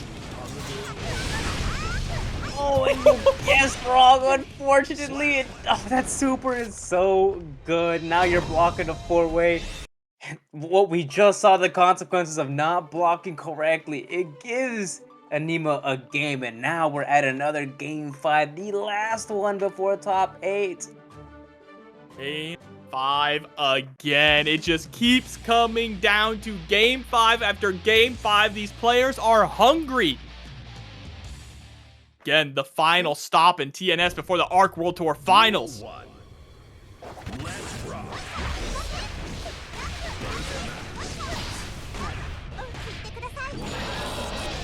Aneema starting off strong here. Tons of pressure in the corner. All the overheads blocked, but Hiho bending the burst after getting clipped by the low. I like Aneema jumping there, trying to catch, you know, like the turbo fall, but unfortunately he was a little too low there, and this is the reward that we get.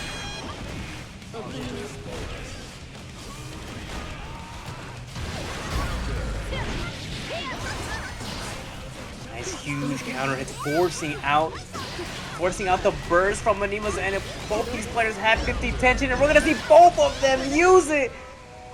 I didn't realize that was YRC save. Okay, Aneema. Duel 2. Let's rock.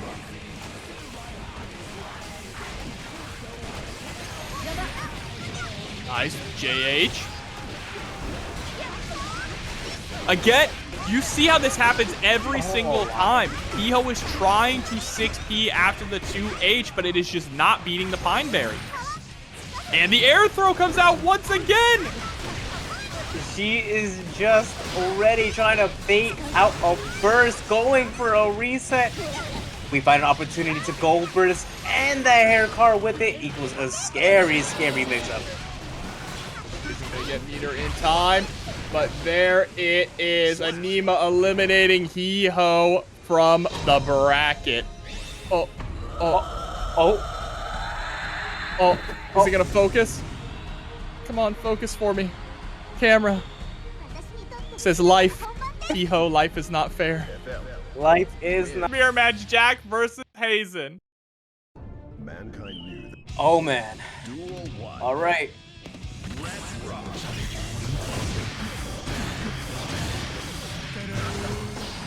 Spending the burst immediately, Hazen wants to just get a second chance at getting things started, but Jack is just being relentless.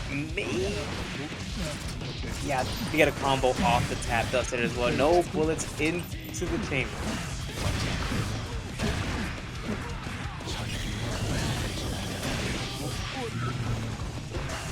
Hazen finding an opportunity, gets a knockdown, and the shot catches the backdash here. 6S, the Louisville slugger into the Life's Little Slap.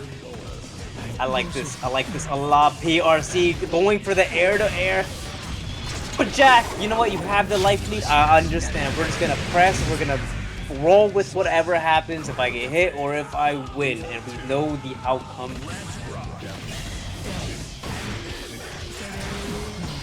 But Hazen's not taking that too lightly now. First on the table available. Nice throw there on the tap dust. Reactions or maybe just a guess, we'll never know, but I will know. Look at that at though, ready is going to do some serious damage. Look at this. Reloading all of our bullets. Deus Ex Machina. No bullets on Jack's side, and you know what? Hazen going right back at it again. HC versus HC.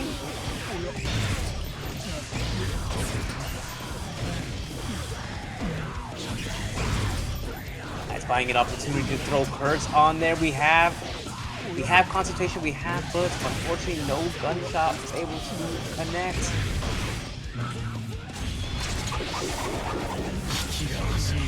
And then comedy routine? Yo, I'm down with that. We got a Deus Ex Machina on the flip side as well. Yeah, straight through the wall here. Again. But not a hard knockdown this time, giving Hazen another opportunity to try and swing back or shoot back. Oh, but the second shot right there will jail, securing Jack. I'm gonna say Jack Black for the remainder of this. But hey, I mean, Jack is definitely he's the Demon King for a reason, right? He is the Demon King. He is trying to sit atop his throne here. And anyone, especially if you bring in another Happy Chaos, you gotta step up. There we go, jumping straight into the next round. Black versus white. Looking like two men looking in the mirror. There's the 6S to break the wall. Trade on the 2S attempt. Oh, we are having a good old-fashioned shootout here. It's high noon.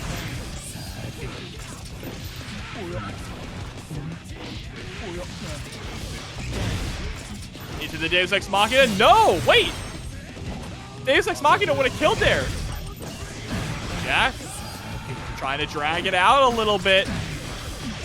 Maybe he wants to try and get the burst out of Hazen. That's the only thing I can think of.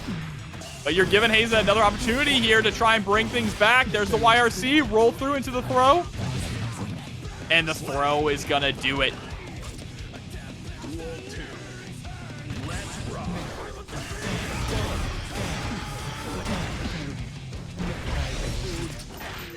Oh my god, actually hitting the Wild Assault there. The low as hell J2K.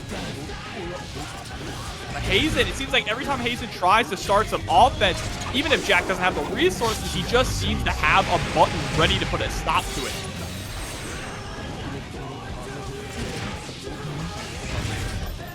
Another gunshot. There's the burst.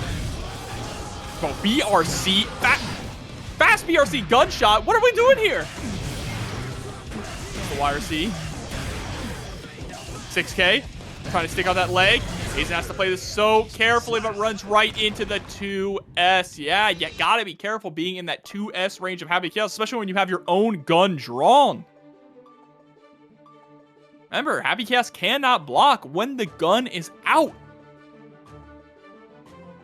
You know, some people call that a fault.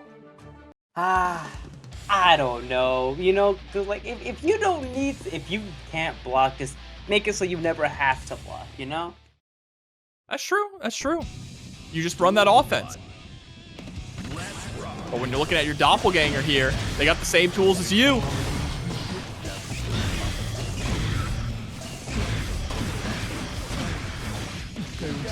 Spending all of our bullets, you know, and it pays off. We get a nice little throw here, but Hazen finding an opportunity to reload a singular bullet. And Jack, you know, seeing that we have no bullets in the chamber now, find an opportunity to run our offense and keep it suffocating, right? Make it so Hazen has to between reloading or tough. Yeah, and this is currently the best Hazen has actually looked so far in this set. There's the cheeky BRC overhead with the JP. Oh, but Jack, too quick on the draw. Hazen couldn't even clear leather. Alright, going for nothing fancy. We don't have concentration. And we're gonna spend the BRC just an extra slowdown, just to, you know, get our concentration back and allow us to get a combo into Deus Ex. It's not gonna kill, but it's a very scary situation for Hazen here. All these Deus Ex Machinas putting you through the wall. Hazen never asked for this. A perfect there for Jack.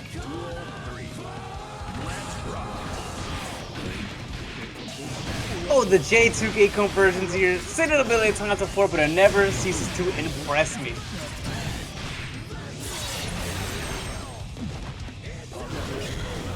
I'm noticing Hazen is like starting off pretty strong in a lot of these rounds, but then Jack is just able to bring it back, especially after the burst. This time being able to hold on to the burst, shoot him up in the corner, send him through the glass.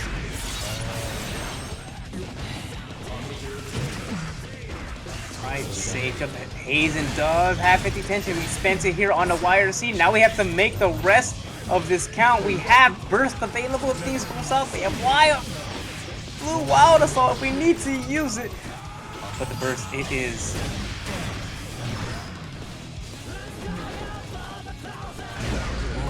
Ooh, the 2S there to catch the 6S.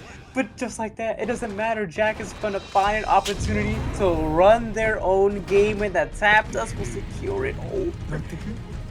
I mean, it's just, you know, tools to have armor, by the way, and projectile invisibility. To stop Testament, I wonder how that one in particular is. All I know is I need the big bodies to win because I need to see the big meaty men slapping meat. You know what I'm saying? I know what you're saying. I'm hearing it. Let's see Sim already putting the pain here on Cheryo into the corner. The big downside of this, or being in this position, is of course that Goldlewis doesn't have access to a double jump, right?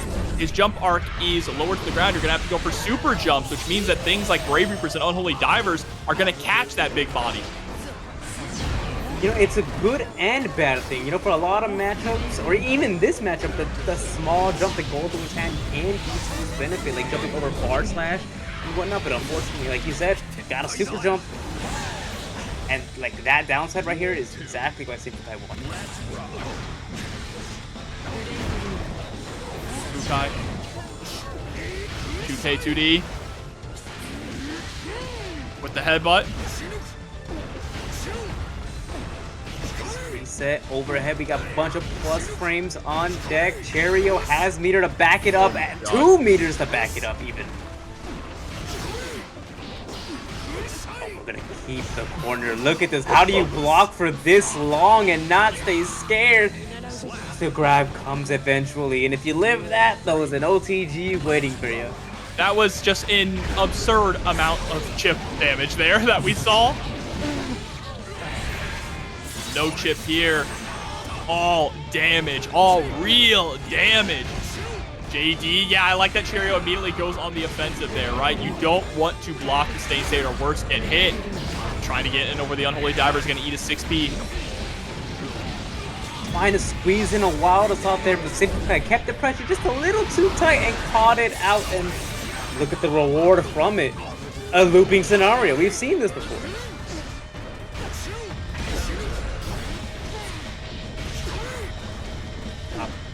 Going for the JK, the delay JK there to bait out a burst potentially, but it comes out nonetheless. All right, yes, send that Unholy Diver just straight across. Going to beat the startup of the Skyfish Sim, taking game 1. They're moving so fast here, you know, especially Cheryo with being a big body and a character that's supposed to be slow. He's very active. I think I could really appreciate that. Yeah, and Goldlewis is a really interesting archetype of a character for a big body, right? Big bodies usually come in like 2 different ways. They come into kind of a brawler or a bruiser, or they come in the form of a grappler. He's definitely on the bruiser side, right? But he's just so unique. Having access to a lot of strong set play, having access to tools to hold down the neutral form, and then just Behemoth Typhoon itself is unlike any other special move in any fighting game. At the wild assault to go to the crow. Oh, okay, we got resets on resets on resets. Not letting SYMPHUUKAI jump out of the corner. This is the best case scenario. You're dead. You're gonna spend all the money here. Put the Reaper in the coffin. That was so tough. Sometimes those are the rounds that just happen. And those are the rounds you gotta be scared of the most when you're playing someone like Tesla. Now Sim has the advantage, harassing a lot with those lows and just throwing out, yeah, those upwards Grave Reapers, right? You're gonna throw them out because Cheryo has to go for a super jump if they want to be able to escape from the corner, or they're gonna have to go for some kind of BRC shenanigans, which they don't have any access to with the meter.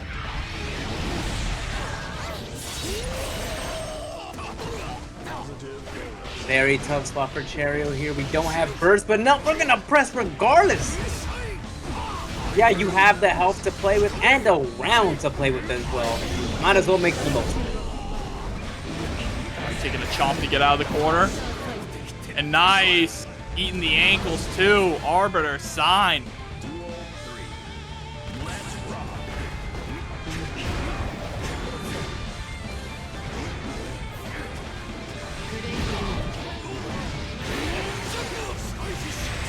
Alright, Skyfish holding it down a little bit right there in the neutral for Cheryo, but it's not gonna matter. We gotta knock down the throw. We BRC'd, and Cheryo doesn't actually throw in retaliation. We're just gonna catch the back dash. Right. YRC immediately into the big behemoth. Crazy. Low is gonna connect, and that is all that conditioning we have seen time and time again. Cheryo has been consistently throwing out overhead behemoths so far this entire set, and then squeezes in the low for the win. Oh man, and you know what a time, yeah, especially when the health bar is low like that. Why not, right?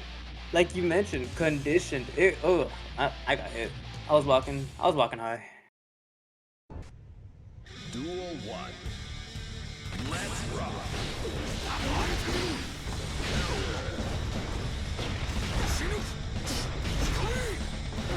Right back to where we started, in the corner, weathering the storm, the typhoon.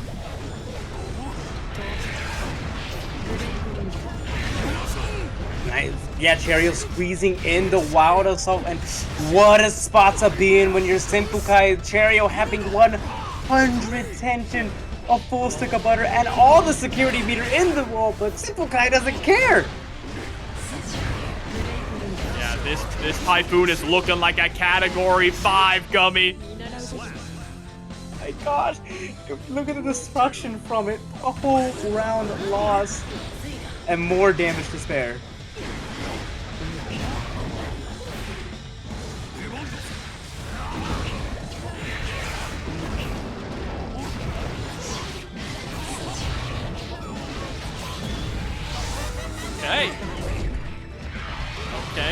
Okay. Terror Twin's gonna be able to get the wall break. That's gonna apply the stain state. This is huge now for Sim. Just goes for the run-up throw. That's gonna be a pop into a full confirm. We're going for round 2.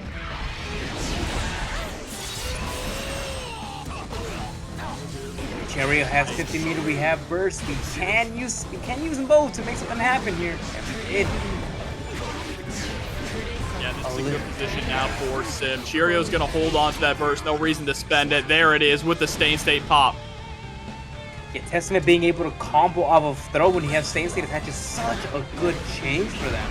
And I really like that the threat of throw is real now when you have stain state attached to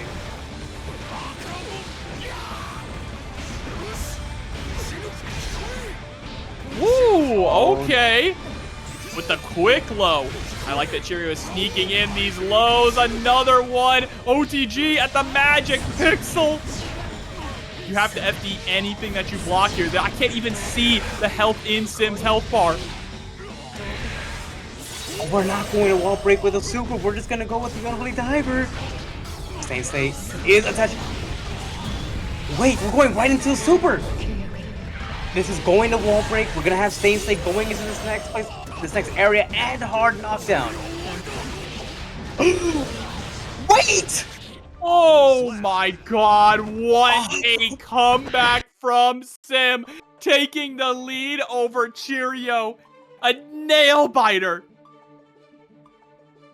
Oh, that was probably the comeback of the night. Easy. The single pixel of health remaining. Not even giving Cheryo an opportunity. Like you mentioned, you'd have to FD everything. Everything leads into a behemoth typhoon, and that does like a chip damage on its own. But wow, that was crazy.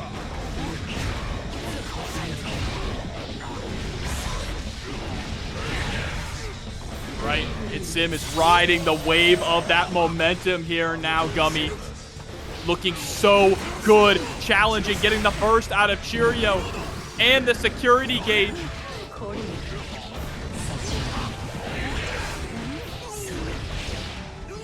Combo off the throw, and we have another super.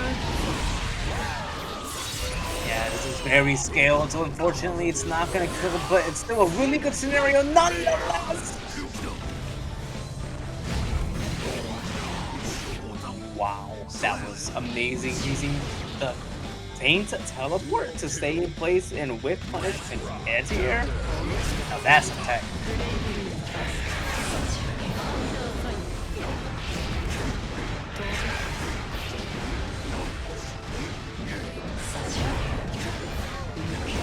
Right.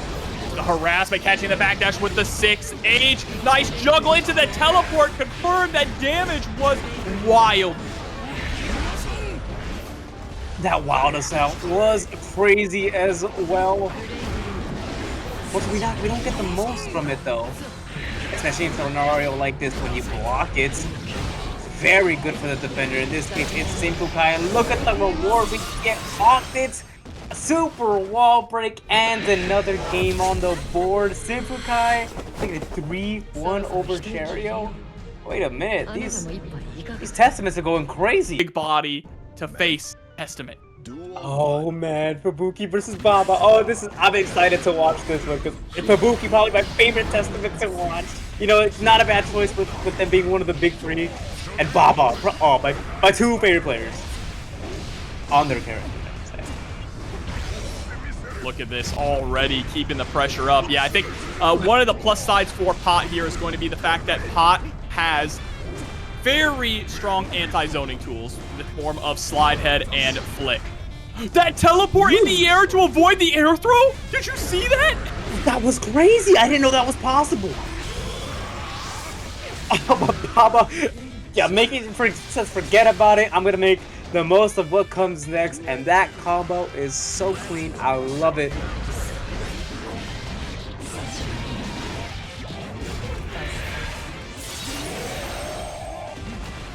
We're gonna send the crow on Baba's way.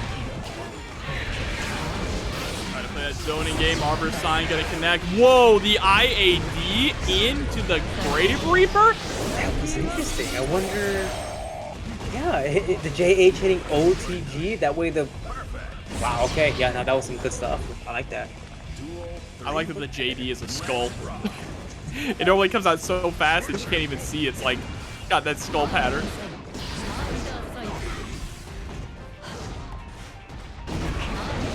Yeah, Baba just slowly but surely trying to figure out how to close the gap. There it is with the flick, but eats an Arbiter Sign afterwards. Nice. Spending the wild on frame trapping into the fireballs here. Good blocks here. Oh my gosh, blocking high, low, high, low. Baba is just ready for anything being tossed his way. Wasn't ready for the teleport, unfortunately. We get an OTG off of that as well? Yeah, was ready for anything tossed away, but wasn't ready to get tossed. Now, Fubuki sitting in the lead here. Baba slowly but surely trying to close that gap. And what a gap to close, right? We mentioned that Potemkin has all these anti-zoning tools, but Fubuki is playing around them very well with sending a fireball and then an Arbiter Sign behind it to catch whatever anti-zoning attempt is happening. We've seen it a few times. I wonder how Baba is going to adapt to that. So far, it seems just keep moving forward. There it is again? You see, yeah, Baba is trying to go for that flick, but just keeps getting caught by the Arbiter Sign. I love that Fubuki is covering all these projectiles with Arbiter Sign to challenge the flick. Uh-oh. The same jab? Oh my gosh! Yep, into the knockdown. Potemkin, Buster. Some will call a chiropractor. Oh man, that was definitely a Lababa James round if I've ever seen one.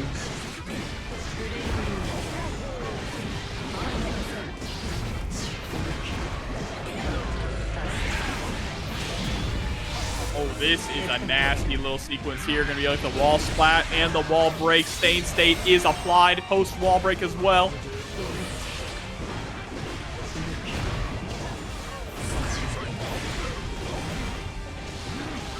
Catching the backdash with the close slash. And the 5P, meaty 5P, Fubuki flinch, thought the pop buster was coming. Uh-oh. This is gonna be a ton of damage. We're spending all of it.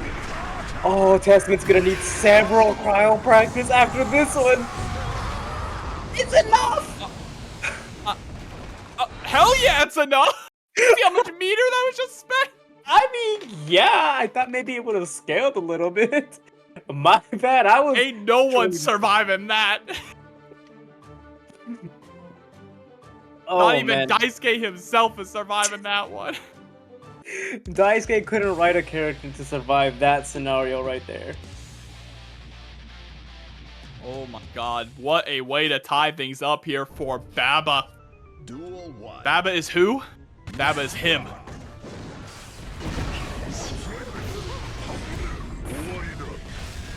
Uh-oh, scoop.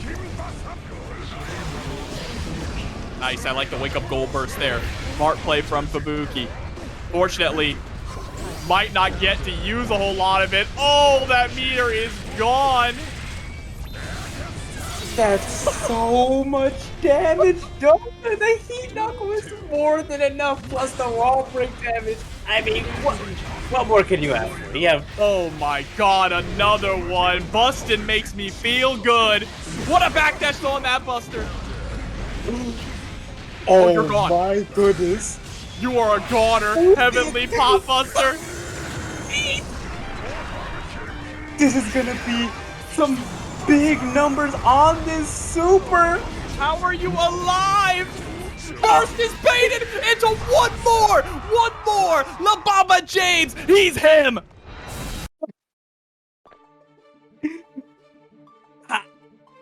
You know what? I kneel. Like, I don't. What do you do there?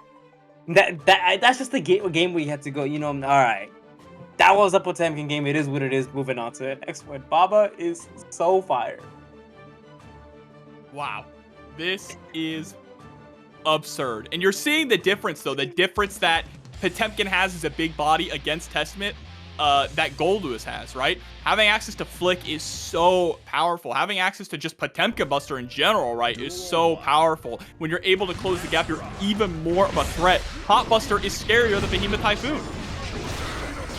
Yeah, I'd say so. Alright, setting up the same state. We're 2K, 2D into the super. We're going to go for the wall break. Fubuki doesn't want to give Baba a chance to actually run offense. Yeah, and I think that's smart. I love the change here from Fubuki to be much more aggressive, and it's already working out so well.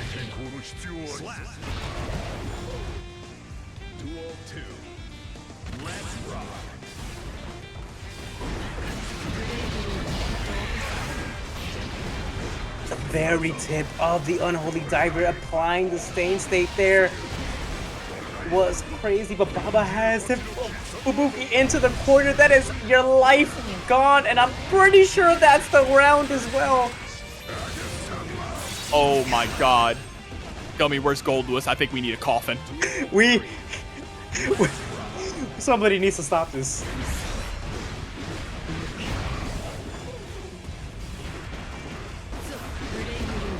All right. Fubuki, nice backdash there on the slide head attempt. Fubuki's doing their best, trying to control the space, but all of those hammerfall breaks. I like the deflect shield from the Garuda. Oh no. Yeah, reacting to the armor hits with Roman cancel was very difficult if you're not ready for it, but whoa. That 6P hitting both sides was insane. The backdash, wait, so many things are happening. This is so scary. The threat of Pop Buster to close it out, but instead, oh, no, misses. The 2D! The 2D getting deflect shielded to make sure that the Mega Fist doesn't connect. Clash on the booty drop. Fubuki still in this, absolutely still in this, but here comes Gigantor Kai walking you down menacingly. What a way to play around the Aegis Reflector! With the we have plus frames here due to Stain State. We're gonna jump the slide head. All attempts of fighting back are not working out here. Baba super jumping out of Fubuki with the slash wild. So wait a minute! Did you see that? These Testament players with the clutch comebacks, they have the comeback factor, they have the X factor, the Wong factor, the Testament factor. What? Yo. I gotta say, I love that twice so far. We've had someone fight Baba and the way to win was just go crazy, go pedal to the metal. You want to go to 6th gear as fast as you can. You do not want to stop running offense to give Baba a chance to kill you. Not at all. And look at this, Fubuki now taking that to heart, really weaving in and out. Realizing once the turn's over, gotta back up, gotta back dash to get away from that command grab. Nice super there, the Potemkin Buster. Scary if gone wrong, but it paid off.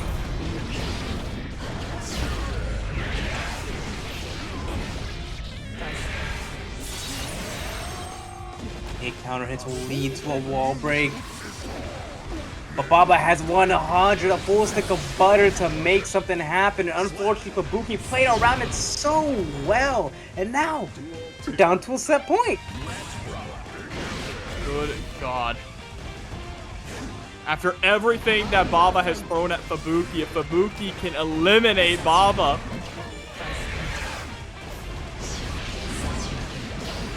It'll be surely something I would love to see for both these players, but honestly, I'm torn. Yeah, Baba's up against the ropes here. Up against the ropes with no avenue to swing back yet. Can't seem to find the gap. Where is the gap? Someone help! The wrist bar, the wrist bar on Baba over here. We have burst available. We gotta find a time to use it. The time was now. We almost have 50 tension. Gonna walk forward and maybe make it happen here. Maybe an Aegis reflector.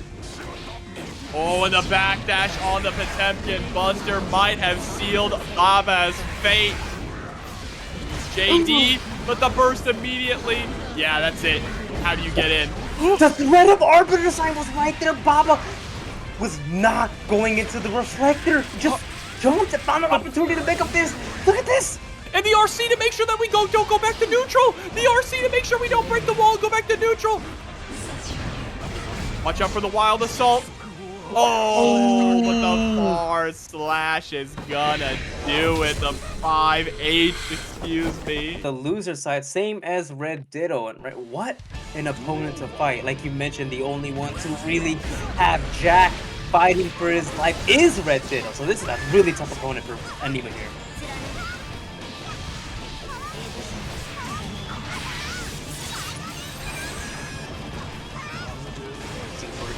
Immediately going into the wall break. We're not going to waste any time here. It's the sisters. A battle of the sisters here. A family affair. Oh, nice burst. Not to get the bomb jacket put on. Oh, but what a blue beat confirmed here. Just into the empty jump throw. I like that from RedDitto to close it out. Oh, man.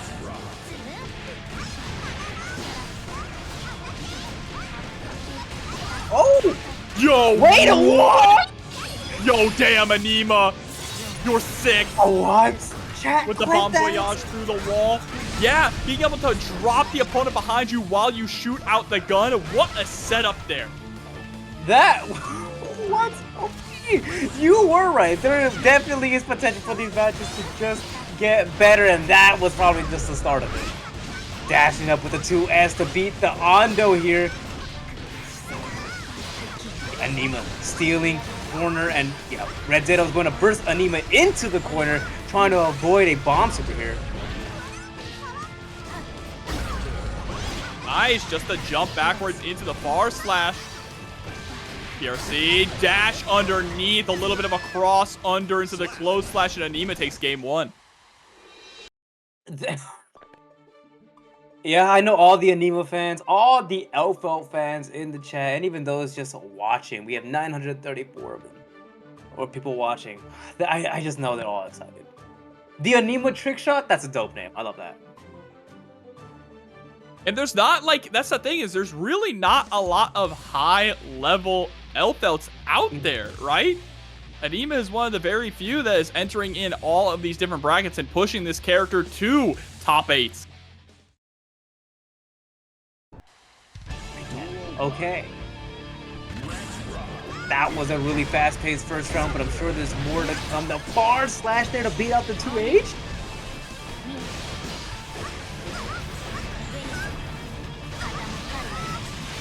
Tapped us. That's a really hard one to block here. We're going to break the wall here, get our swords back. Positive bonus. Gonna make it pretty hard for Aneema to fight. And that is going to be a perfect there. I also just want to give a big shout out to Aneema was able to win the very last Paragon Online ladder with Elphelt. So coming off hot on that.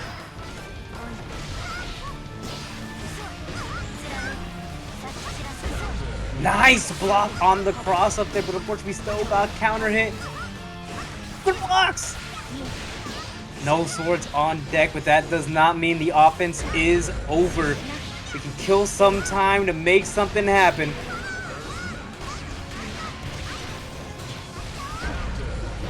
Ooh, that little delay there actually catching RedDitto attempting to press.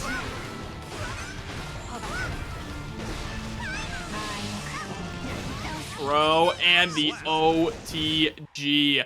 RedDitto answering back with a vengeance. That was really fast. Oh man, I know I've said it before. No, you know what? I'm gonna say it again. These players just do so well to adapt to each other. I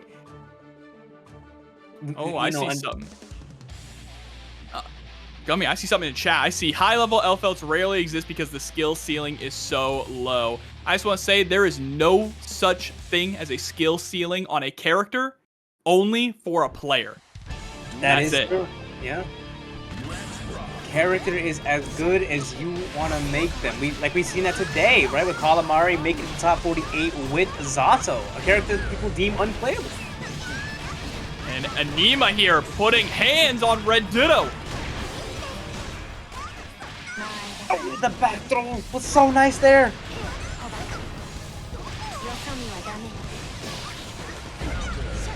Oh, and the close slash is going to be able to connect. Immediately into Mortabato to break the wall.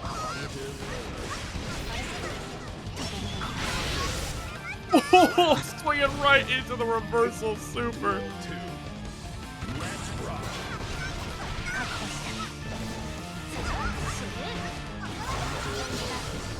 Oh, Bird's gonna fight for some resources here. Running under the JH here to make it win and punish? Look at this damage! That's a little more than 50%, and you have the bomb best on you. You are in a world of hurt right now. And just putting it on again, being able to loop this if you have the meter is one of the most dangerous things about Elphelt. Oh, we're down to another game point here, right? Both players just are non-stop just putting their foot on the gas here. That just block on the 5H. Being able to land things like that is so important, right? So you don't get pushed back from that 5H from Ram. Yeah, limits exactly what Ram can do after said button. But no limits on the Matcherino here. I have never 360 no scope coming through with $20 into the Matcherino. Thank you so much for the support. And the tossed sword just like that will lead into a combo right there that will win RedDitto game number 3. We're down to another 2-1. It's another 2-1. But if this is going the way I think it's gonna go, I'm expecting another game 5. Yeah, absolutely. While we're waiting for that, I just want to give another shout out, by the way, to some of our Angel donators here. Mecha Fanboy with the $100, PC Genjin with the $100, and of course Cracker, C-Racker himself with the $200. Thank you all for the incredible contributions, and everyone who has donated at all or used any of the codes in the Matcherino. Whether it's $1, $10, $200, it all goes to supporting these players, and we are only $50 away from a $500 pool.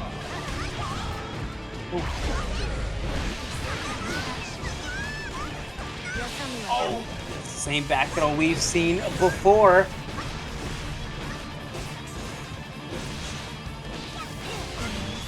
Nice, I like to see Ida's going into the motorboat, going for a hard knockdown. We're gonna keep it nice and simple here. Burst is on the table, we end up losing it.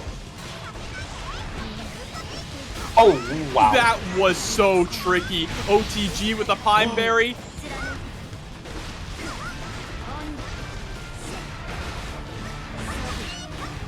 Oh, trying to go for all those just blocks from Aneema, but ends up getting chipped out. That was really good defense, but RedDitto was ready for it and just did it again, testing to see if Aneema was ready.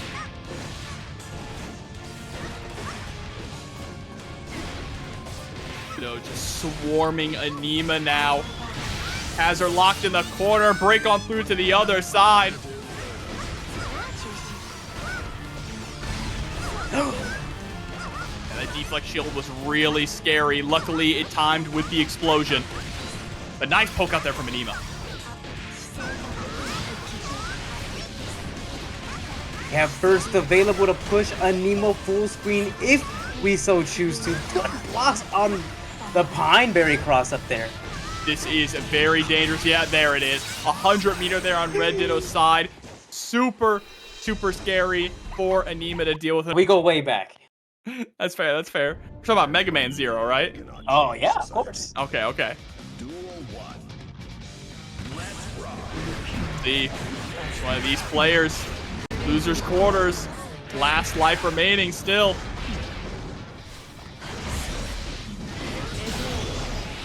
What a hiccup. Just taking a chunk out of Hazen's health bar. Oh, missed OTG will create an opportunity for Hazen to escape the corner. Concentration is running a little bit low, but we don't care. We're gonna 6P and secure the round just like that. Fubuki is ready for all of these tiny interactions. That's gotta be my favorite thing about it.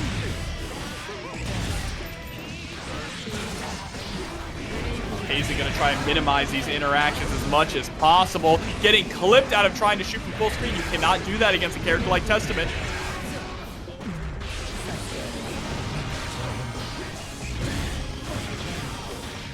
Locked down with the reticle on your forehead.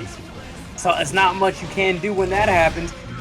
You can try to fight out, but all it's gonna do is give Hazen an opportunity to catch your backdash and to reload the magazine with a Deus Ex Machina.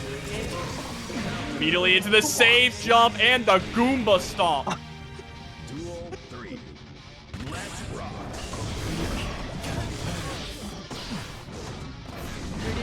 You know, I can appreciate the whiff shot attempt there. We don't have curse, we don't have concentration. This is a very bad spot for Hazen here. Ooh, fighting the dome too.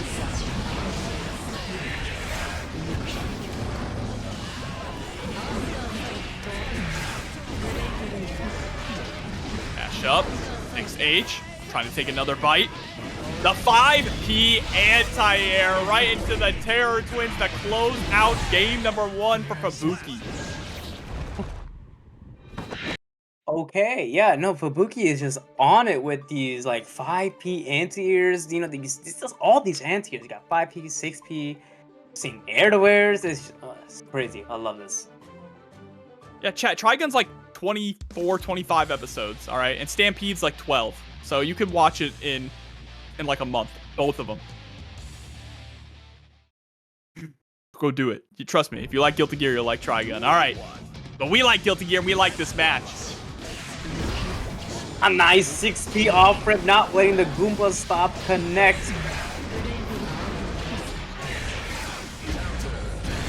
Oh, what a conversion there off the Goomba stomp. Able to get the gunshot behind the back.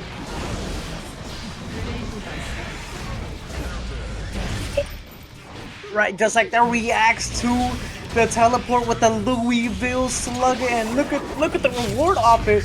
We've seen this before. Deus Ex Machina into positive bonus. The resources are going to be so good here. We can afford to be a little reckless on offense. That was a 5D whiff punish on Fubuki's 2K. What can I say? Hazen is just nasty, I guess. Just punching the feet. That's crazy. Duel 2. Let's rock.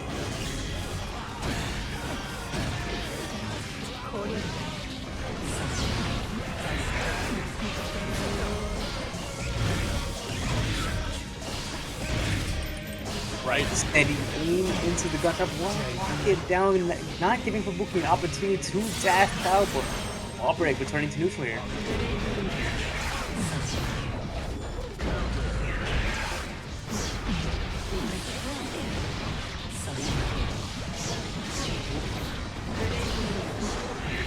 Shin, Unholy Diver. Oh, the spacing was so perfect from Fubuki. Hazen just had it off. Still stuck in the corner. Duel 3. Let's rock. Alright, burst. We're gonna burst Hazen into the corner or attempt to. Hazen's gonna fight their way out the steady 8 will frame trap. Yeah, go into all reliable. Nothing wrong with that. We're gonna build Fubuki a bit of burst with the wall break and all the hits in the super. Yeah, but there's no chance of a burst coming back, especially when you end the game like that. The 6S will be more than enough damage for Hazen to take the game.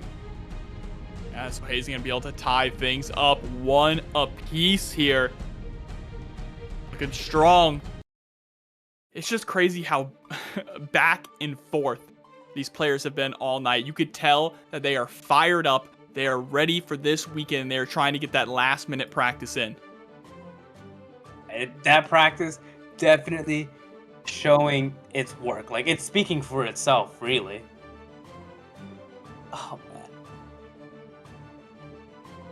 Now we're gonna have the Siege jumping right back into it, taking a little bit of a breather.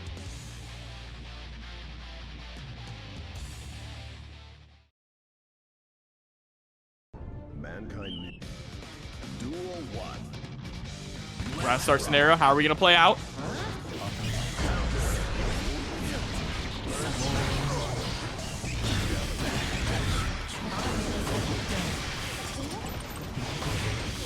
Oh, the roll through. Classic. Alright, full screen doesn't matter. You know what time it is. Fubuki does have burst on the table, so maybe we can escape a sticky situation after this.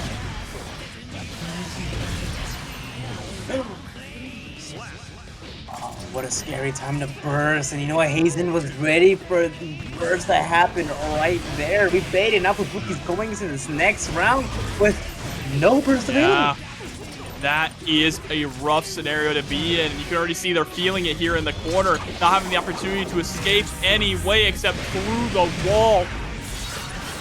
And now already with those resources down, no burst, no tension. Hazen is just going to build both of them here. Oh, we are just running. I love this. I love the movement from Fubuki over here. Just not giving the chance for the reticle to just stay on them, even when burst. Hey, you gotta be slippery as you possibly can against this character.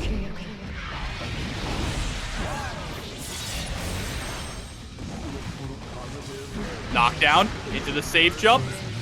The fully charged Grave Reaper to catch Hazen flinching.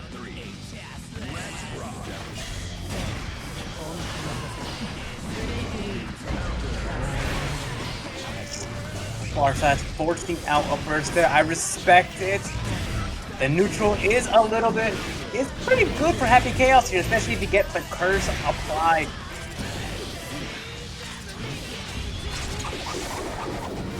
Not Right in the spending Deus that. Ex Machina again. Don't play the Happy Chaos drinking game.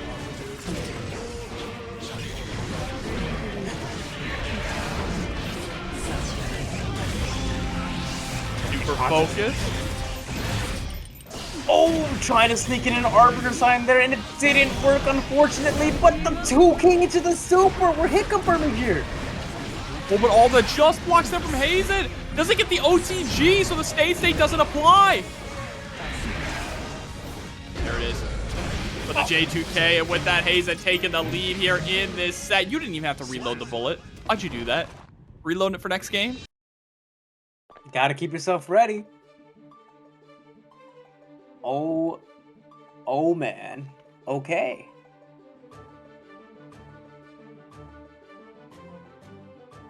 Oh, that was fun. That was a good one. All these matches in top 8 are just so good, man. I agree with you, and the crazy part is we're not even in top 4 yet. There are still a couple of people left. Oh, good amount. Oh, okay, we're good.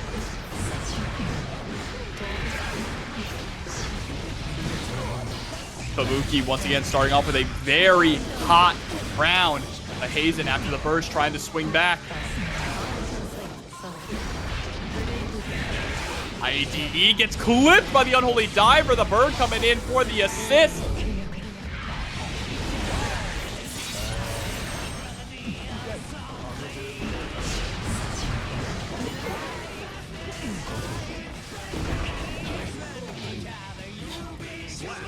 and the 2P right there. Fubuki finds an opportunity to secure the game, or the round, I should say.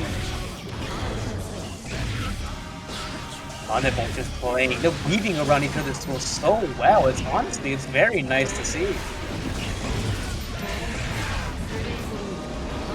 Oh, 6P there. Maybe, I think we were trying to go for the 6P to get invo frames on the Arbiter side. He finds a small gap to teleport in, and look what happens. This is so scary. Forced to YRC. We have burst available in case we get hit, but it's not gonna matter when the throw comes your way, and it's another game 5.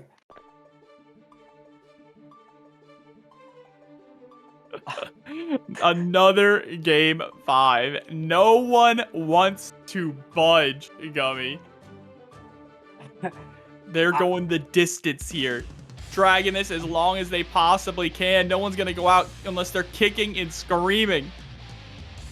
Oh man, Hazen fighting to maybe get a rematch with Jack, but Fubuki just maybe having something to prove, but or maybe just, you know, that pop bonus that you mentioned before, motivating these players to play their absolute best. And what a result!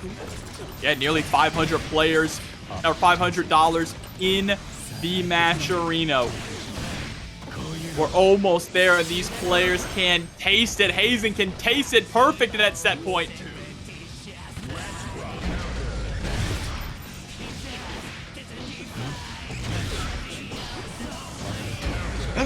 Wow! Oh my god, going for the Goomba Stop there, I mean the throw and the Goomba Stop good, but nonetheless the same result happened. You're through the wall. Oh, and the PRC, yep, there's the goal burst from Fubuki. Smart play, but now you gotta make it count. Should be able to survive this Deus Ex Machina, but now it's down to the wire. 100 meter, it's make it or break it.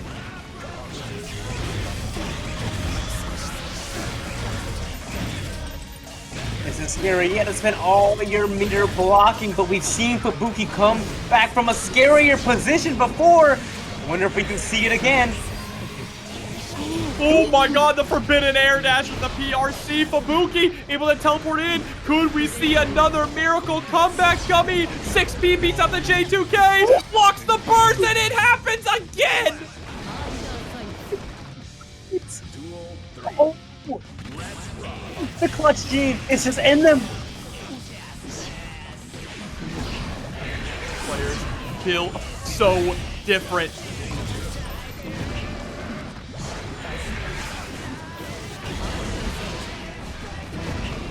Right, we have. Oh, we're sending everything out. No same state applied, unfortunately, and Hazen manages to claw their way out of the corner. Nice throw on the roll there.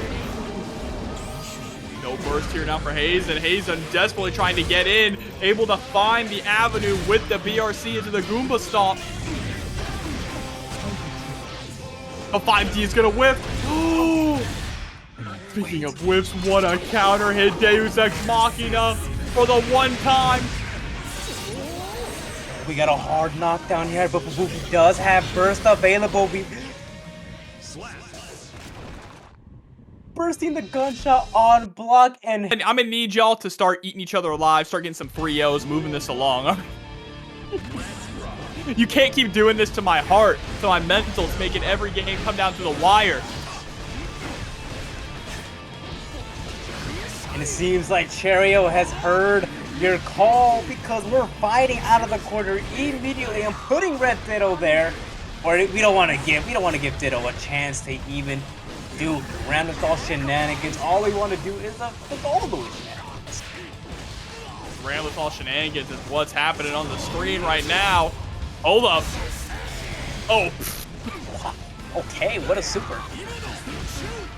Just punch to the skies. Yeah, went for the one churn, the fastest one possible. Go Nice, for the big back swing, the golf swing.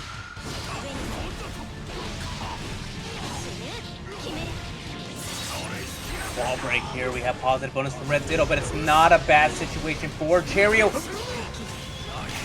Now we got hit out of the super the first time, but we're gonna go for it again. And there it is, Behemoth Typhoon. I respect the attempt immensely.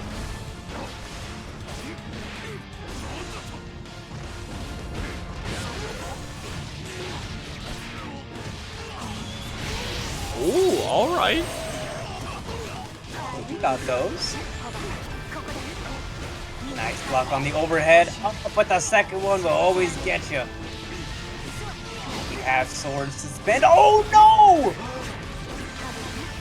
That was most unfortunate, the drop, and both players ending up not getting what they want. Cheryo wasting half of the burst gauge and being in this position seemed like a lost cause. Duel 3. Let's rock. Right. 2S trying to come through.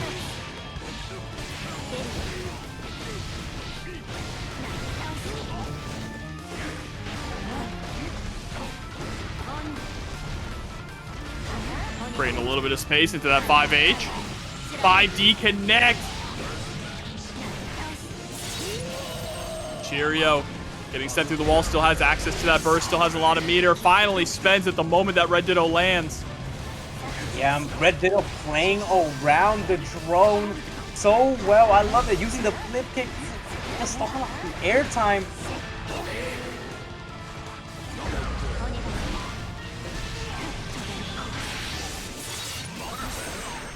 And a perfect RedDitto ending game number 1 with a statement here. Saying you're going to have to work harder than that if you want to stay in this bracket. That was such a back and forth match. I'm, once again, looking forward to the rest of them. I'm just going to... It's safe to assume I'm looking forward to every single one. You know what? Gotta shout out the names. Girly Teen Girl, for all the SpongeBob fans, and for all the League fans, we have Chinese win rate. That's crazy. Oh, the 2S right off the bat, gonna win at round start. Opening gambit in RedDitto's favor, already putting Cheryo into the corner. Pressure is on. Saw that Bigwil and FD and went for the throw. Goes for throw another time. Into another throw. This time gonna RC it to get the kill. Yeah, and the perfect as well. Okay, RedDitto. We're not stopping. We want to keep this momentum we had from the last match and not give Cheryo an opportunity to fight back. Ridiculously hard tap, thus connecting because of the sword explosion.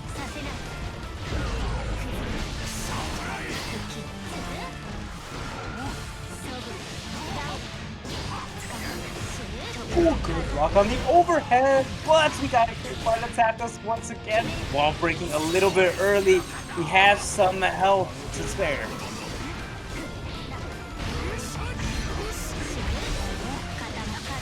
Oh, and the 5D. Nice connection there. RedDitto up 2-0. Trying to speed run this. Says, I'm tired of these game 5s, all right? I want Jack. Oh. Oh man, okay. You know what, Cheryo, let's take a second here, right? I wonder what the next step of the game plan is, right? Because if there's one thing that if I can narrow down Cheryo's game plan in one sentence is go second and wait for the opportunities. I agree. That is kind of what we're seeing here.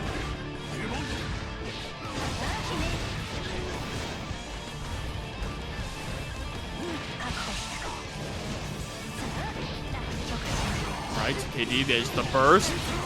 Or in the close slash.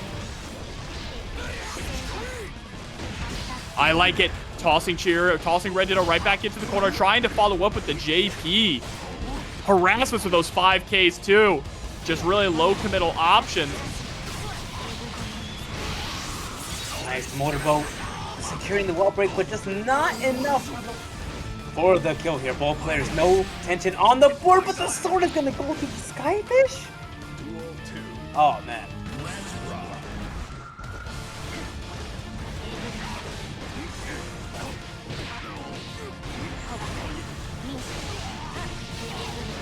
Oh no, there's that team cross-up that some of y'all might love. Do have bursts on the table if we're not feeling up to it. We also have a drone out on the field that RedDitto is gonna backdash to avoid. We do not mind.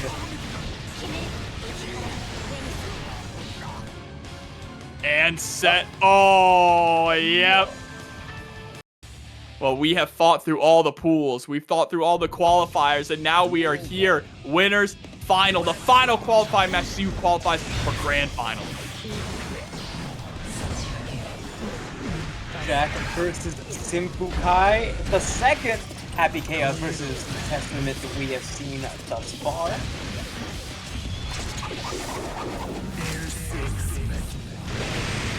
Oh, the wall stick right there will allow SYMPHUUKAI to just gain that extra chunk of burst. Not to mention the Deus Ex Machina damage.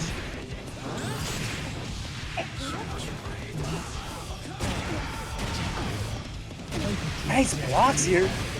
Going 2 for 2 on the tap. Unfortunately, that fast.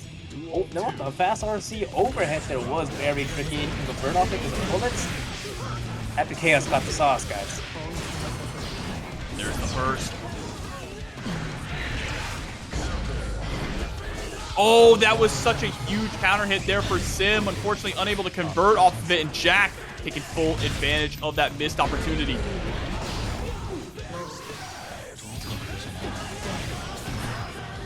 SYMPHUUKAI was ready for the slingshot attempt there. Jack has no bullets, so offense might be a little tricky to run.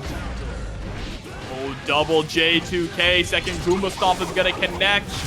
Alley-oop right into the Deus Ex.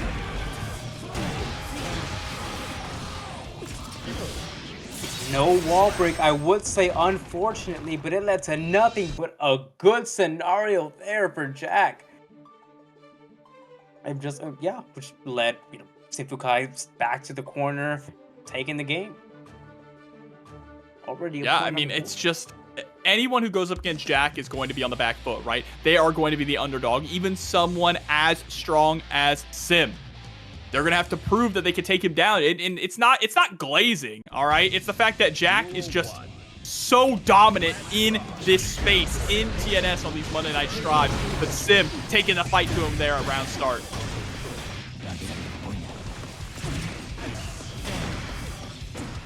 We have a little bit of concentration left, and we're going into the negative. We need to recharge. Yeah, SYMPHUUKAI takes his time. I like that, interrupting the roll with the Arbiter side. And ready for the slingshot this time with the 6P.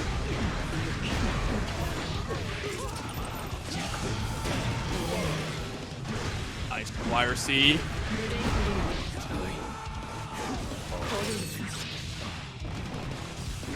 Keeping Jack locked down in the corner. Nice pickup on the back dash.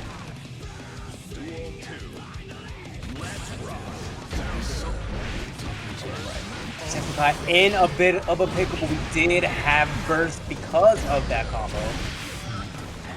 It's not gonna matter much at the 2S reaching super far and getting this huge combo into the super once again. Wall break, same scenario as before. You know it, you love it. It's what Jack needs to win. And another roll through. Should be able to cancel right into the super. Jack now threatening to go up 2-0 here against Sim.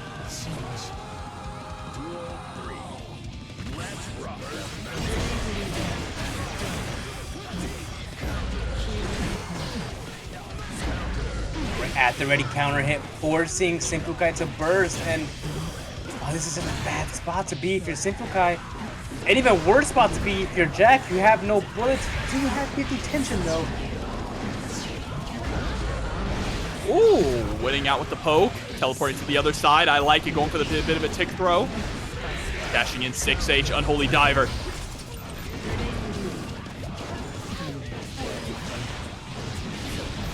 That 2K reach from so far, linking it to the 2, or comboing into the 2D. Extending the meter, SYMPHUUKAI putting another point up on the board, 1-1. What a performance here from Sim, making Jack the lead. Oh, If I take a man. look at this bracket. Okay. The third person to make Jack bleed so far in this bracket. Jack has only had either 3-0 or 3-1 sets. Skullduggers and Asta were the only ones to take a game off of him, and now Sim is added to that list. Let's rock.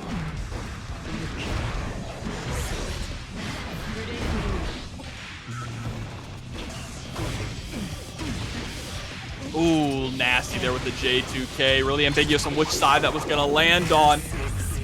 But nothing ambiguous about where you're going with this super.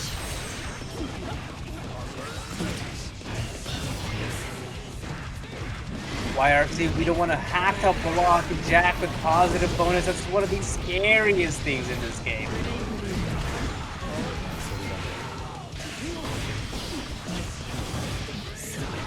Nice!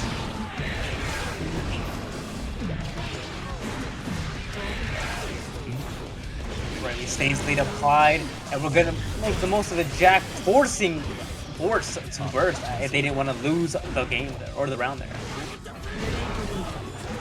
Oh, I like the air dash. Trying to avoid. The burst comes out. Oh, tricky. It looked like Sim actually mixed themselves up with that teleport. Yeah, you know, you had Curse on you. You had Jack in the air. It was a really scary block. Not only did you have to block, it blocked the correct way.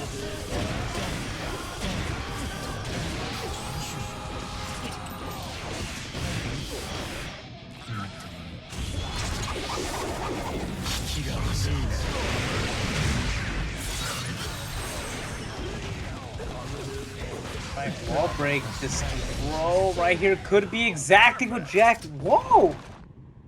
Okay, PRC OTG blew out assault to reduce the burst amount. That was really smart. I mean, that's a top level play, right? Once you get to the end of these brackets in this top 8, once you get to winners finals after going through nearly 200 other people.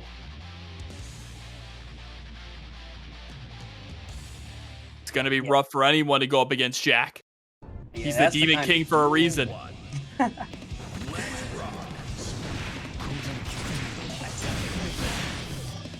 Goomba stomping and an attempt to burst bait. SYMPHUUKAI not biting.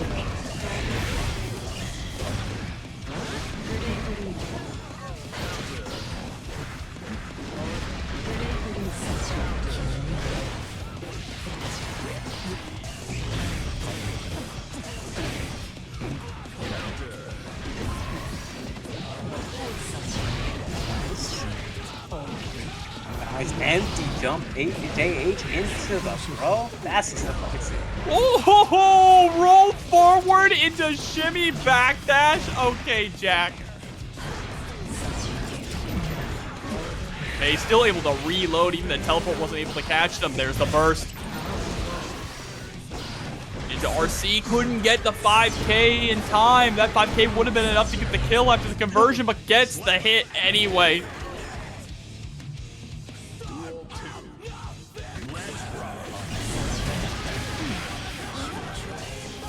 Applying first and mixing with the swiftness. We're gonna take some time to reload, break the wall, and let's get some of this burst back for a potential wild assault or maybe a concentration super.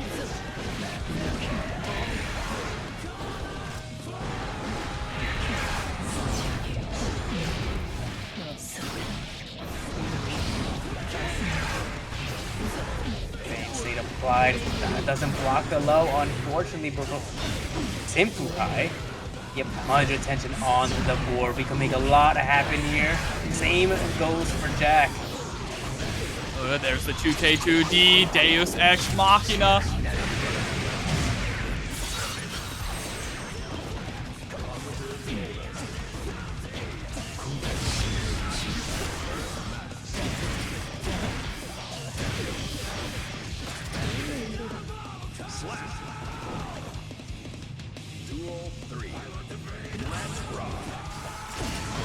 Oh! Nice throw.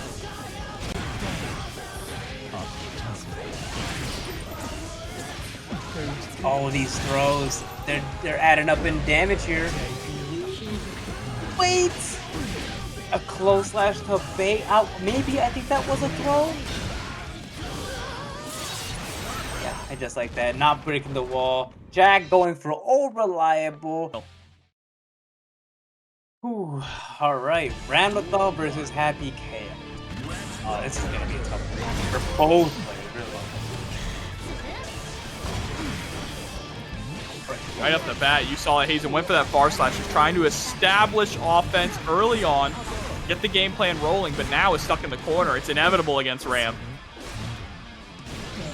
One way or another, you're going to find yourself locked down in a couple of exploding swords, and the guard breaks.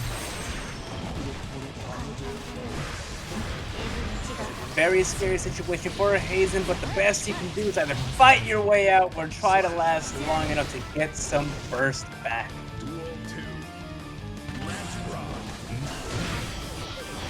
Oh, shot out of the sky. Hazen's just out here playing duck hunt.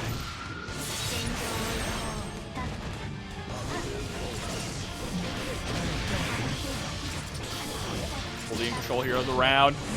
Yeah, you can see RedDitto able to poke out with that preemptive 5P. The PRC in the air, but still gets caught by the headbutt 6P.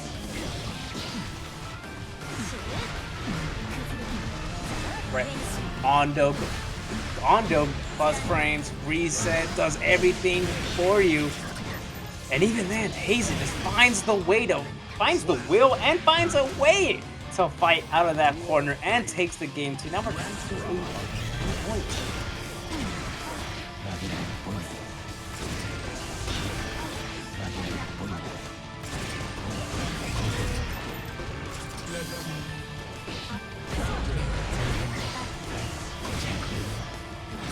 Block on the tap does take good tech on the throw as well. Hazen has no bullets in the chamber. Oh, and scores the back throw here for RedDitto. This is where you need to capitalize. RedDitto sitting on 75 tension. Tries to go for the 5D. Oh, and the challenge. Nice aggressive burst. You have to do what you can here to make sure Hazen does not escape from this corner. What the back throw. And look at the resources Hazen is going to get because of all that risk. If that didn't kill the Deus Ex Machina after that, surely would have. Yeah, just one clutch throw to turn it around after RedDitto spent all of those resources trying to keep Hazen trapped. We're wasting no time. They're going back into it. The Eagle is going to take us to the next game.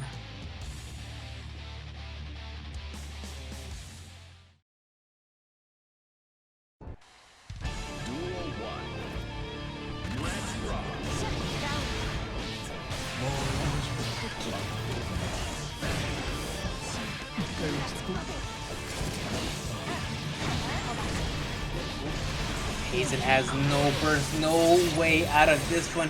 We might have enough tension for a YRC if we choose to spend it that way. But in the meantime, it's looking like a RedDitto onslaught, just non-stop. We have no swords available, but that doesn't mean our offense is over.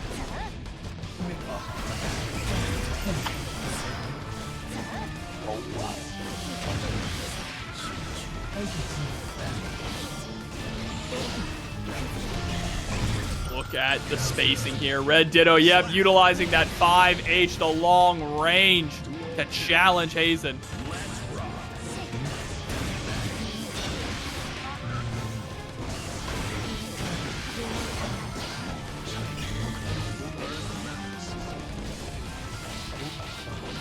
Nice air-to-air JPs and oh, almost a big combo, but I respect the burst attempt or the burst from Hazen. Look how it turned out.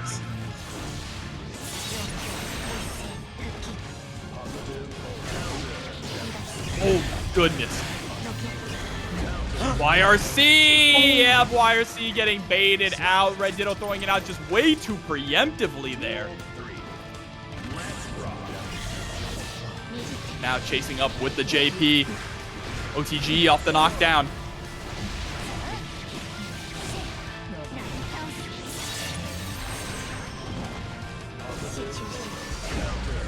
Oh, nice RC to cover yourself there. Should be able to close it out.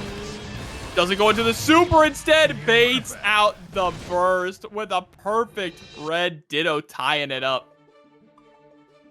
Oh, what a spot. You know, tough spot to burst. Damned if you do, damned if you don't. I respect the attempt nonetheless.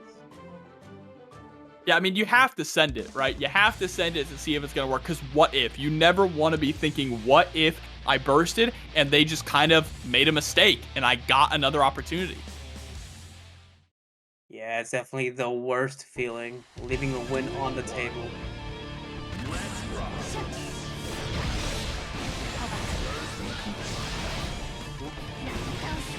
All right, windshield wipers.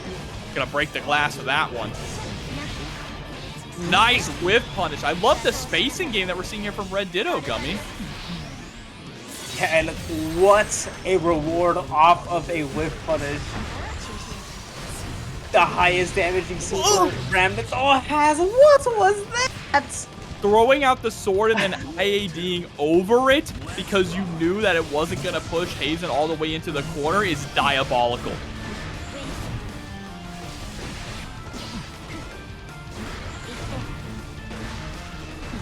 UK into the backdash. What a little reset there. Reset into the close slash. And a 6P calling out the flip.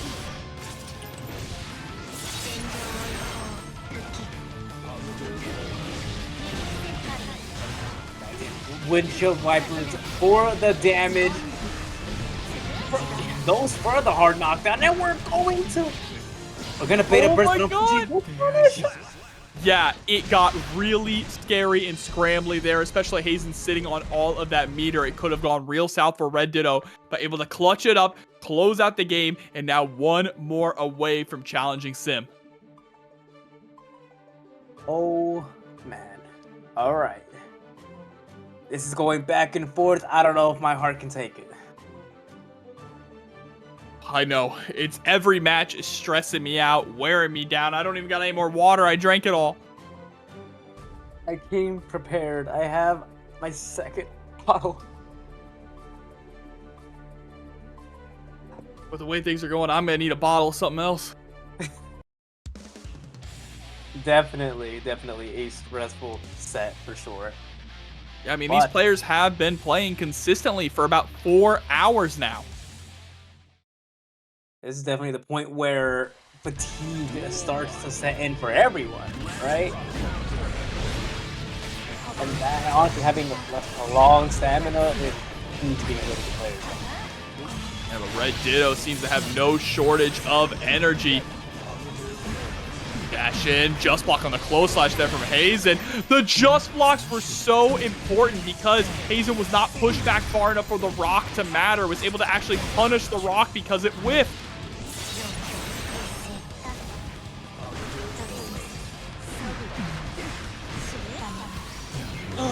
Next bait on the YRC there. The right routing, you are going to be dead, and there it is. RedDitto at set point. All right, we've seen Hazen come back from worse stuff before. Nice block on the overhead. Did we find an opportunity to back throw?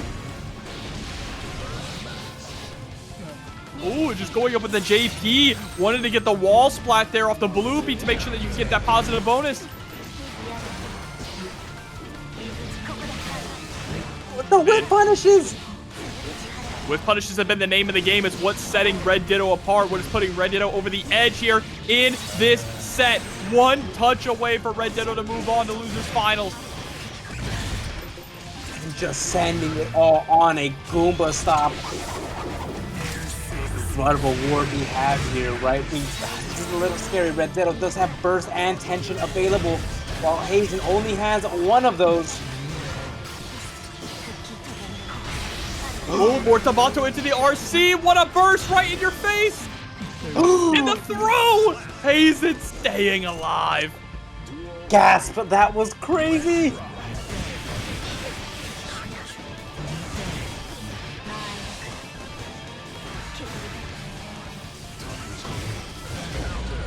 Oh, the 5D gonna catch double counter hits there. RedDitto kind of flailing with that far slash. 5K is gonna be able to connect though into a nice conversion all the way to the wall.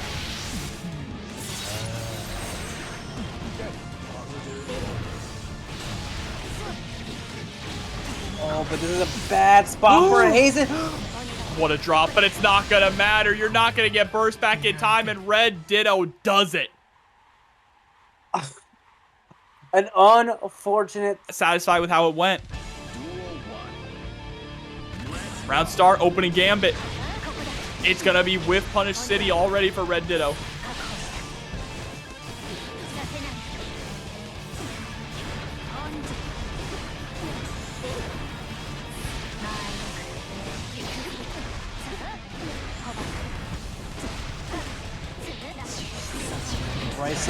Fighting their way out of the corner with that 2K. That's something we see consistently, right? That 2K is just the key. It just allows anyone to break out of that, like, really tough spots. Oh my god, what a 6P though, getting the burst out of RedDitto already. Oh, calling out that teleport just with a 5P, inconsequential too, right? If Sim doesn't go for the teleport, that's fine.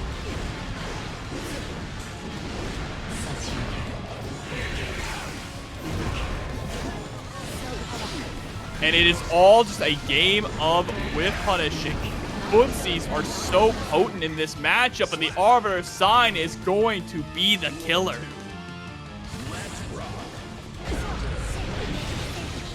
Footsies are definitely important just because, you know, Ram has the swords and can nullify all projectiles. So SYMPHUUKAI, I feel, has to approach this neutral in a different manner. You can't play the bullet hell game anymore, not against Ramlethal.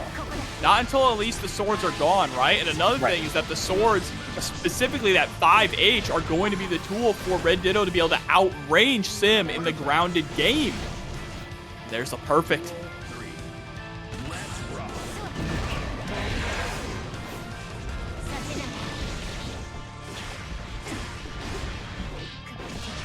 Nice, there's that 2K we talked about. The reward is a combo.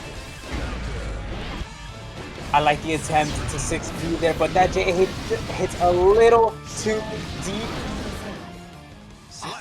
What a combo, actually. I was certain that was going to wall break.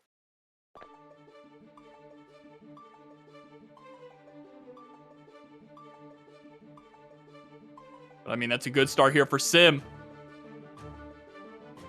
Good start indeed. The first step to getting the run back now. Still a long way to go. A tall mountain to climb.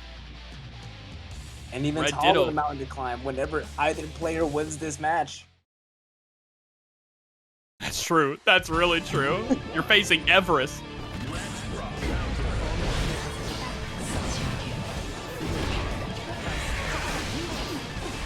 Nice flip in over the bird dive. 2P anti-air challenging the flip. Teleport's gonna end up in front. Able to block the Mortabato. Punish with the 6H. That's brutal. You have been ending it with a super of their own, and this is gonna be a bad situation for RedDitto. Good for SYMPHUUKAI here, because look at this block screen. It's gonna give us just enough for attention to correct something bad happening. That step forward just outside of the Arbor side range with the 5H swing was genius there from RedDitto. Unfortunately, it didn't lead to a whole lot. Sim still able to close up the round.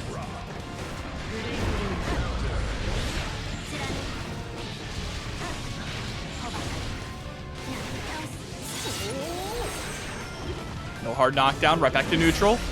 And there it is, another whiff punish. It's those micro steps that both of these players are putting out, utilizing those far slashes and those 5Hs. SYMPHUUKAI is just on it with the whip punishes today. JS clean as well. Mortabato Low damage, though, due to lack of swords.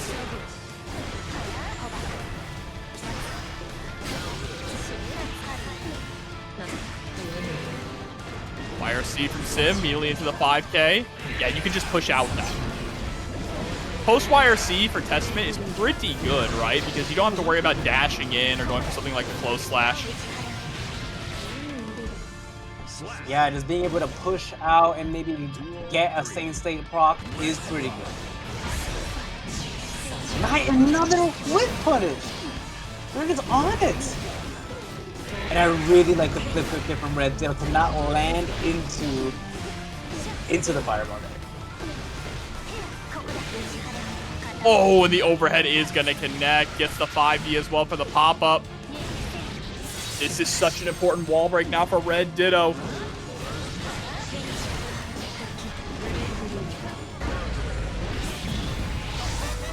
Right into the Terror Twins. Same state applied all the way to the corner. Refresh that state. We're definitely going to need it to make a potential comeback here. Oh no, and with that, RedDitto was going to tie things up 1-1. Oh man. Back and forth, and you know what? I think we found the answer to the question earlier. How is Testament going to play? I think for certain we can confidently say is the Footsie's game. We saw the whip punishes, we saw the reward that we get off them, and how can we consistently do them? Yeah, those whip punishes have been so key. The way that we're playing such grounded footsies, honestly, is very exciting. We really only go to the air when it's to avoid sword tosses or to avoid any of the fireballs, you know, that bullet hell that Testament puts out.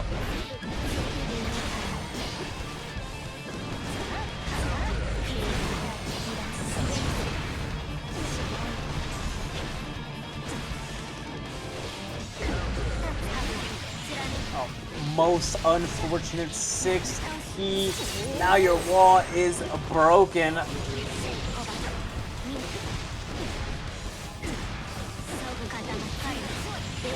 Amazing RedDitto meeting SYMPHUUKAI in the air and locking them down with the JS.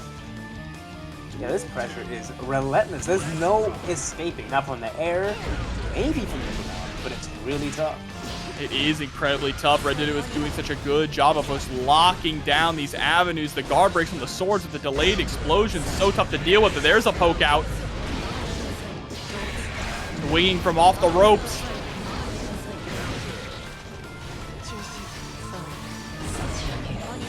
PRC backwards, but gets bounced off the wall with the sword toss. Opts not to go for the wall break. Wants to keep Sim locked down.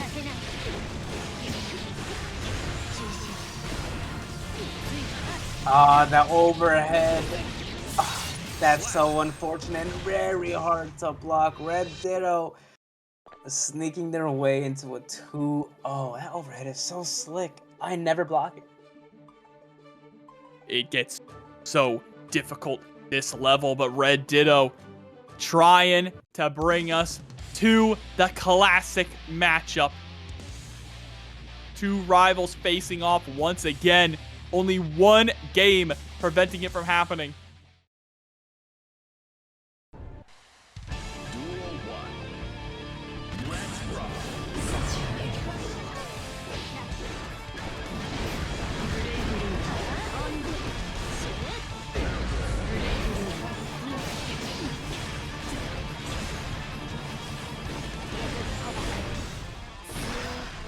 Nice tech on the throw there. I appreciate, yeah, I really like the Wildos out there forcing themselves out of the corner. Push block alone. That leads to the game plan getting started. You got hit now. It gets for your life. You don't want to get hit by this unholy diver and have Stain State applied to you. Ooh, nice whip punish, utilizing the RC. 2 red Roman cancels to close the gap. Quick thinking there from Sim.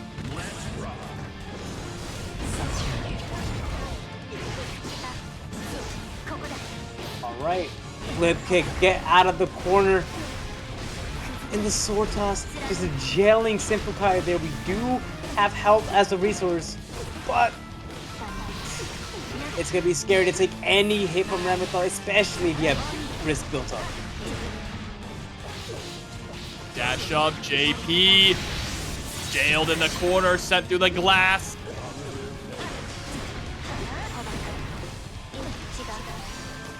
Oh, that was a crazy whiff throw, but the PRC into the 2S whiff punish, and RedDitto is sitting at set point.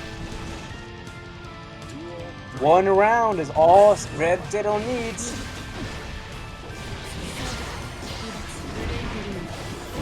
Eliminating burst off the table with good neutral play, right? The hit, SYMPHUUKAI did not want to be pushed to the corner, but we found our way there regardless. And our way out, but not the way that we wanted. On our back, RedDitto with a positive bonus, just needs to find one touch. There's no burst, no tension here to save SYMPHUUKAI, and that should be it. RedDitto moves on to Grand Finals to face Jack. Talk about whiff punishes.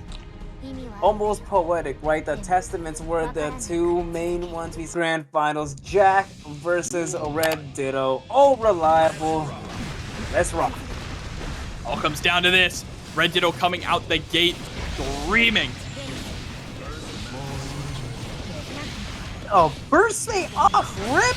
RedDitto is not here to play, trying to carry the momentum from the set as SYMPHUUKAI. Yeah, and that's the one thing, right? The one benefit you have to being on the loser side of the bracket is that you are warmed up. You are hot and ready to go with a perfect, while Jack has been cooling off in his pushy winner's side Grand Final seat.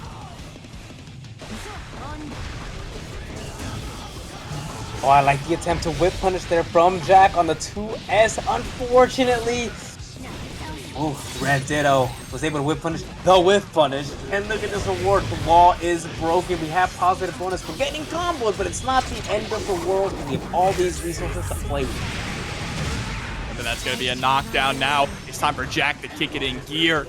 Start implementing his own gameplay and get the opportunity to play the game. But RedDitto says, no, not yet. Wow, what a press there.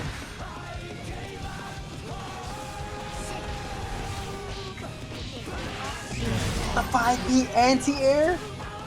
Crazy for that one, Jack. Forcing a burst out of RedDitto. The guard crusher, we do have YRC available, and as I say it, we go ahead and use it. We have one bullet in the chamber. Will it matter?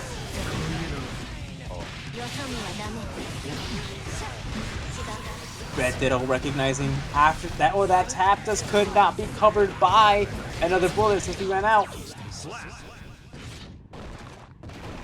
That was, there you go. We saw the effects of the Happy Chaos clone nerfs. For those who are not in the know, maybe I see some people in chat who haven't played in a while. If Happy Chaos is in the clone, both of them get hit now. True. That is true indeed. It does not protect him anymore, which that was one of the craziest parts about that.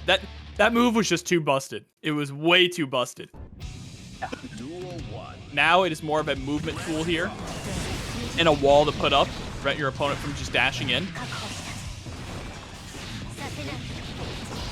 It's hard knockdown off. The overhead 6H counter hit is massive. No super. We're going to save our meter for next time. And able to get the whip punish there with the gunshot just for the knockdown. Welcome to Mix Up City. Population U.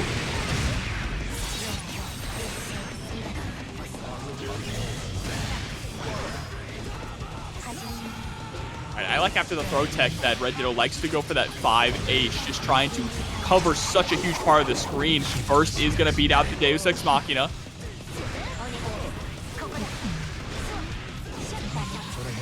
Oh! And baiting out the burst. That's such a huge, huge win for RedDitto now. Yeah, this is exactly what RedDitto needed, right? We're going into a potential game point here, and Jack does not have burst. Maybe out of burst, but isn't out of options here. Already getting the knockdown. Into the fast RC gunshot after sending out the curse. Jack with a Deus Ex Machina, ignoring the lack of resources that was once an issue. Oh, now all those resources are building up. Even after losing that burst, it doesn't seem to matter. Jack's going to be able to get it back here in this next round.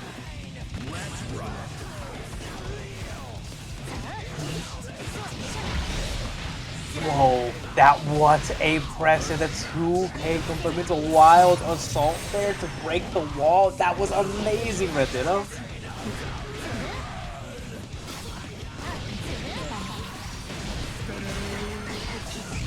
Not able to bait out the burst this time. Does get tossed into the Taco. Taco resetting the throw.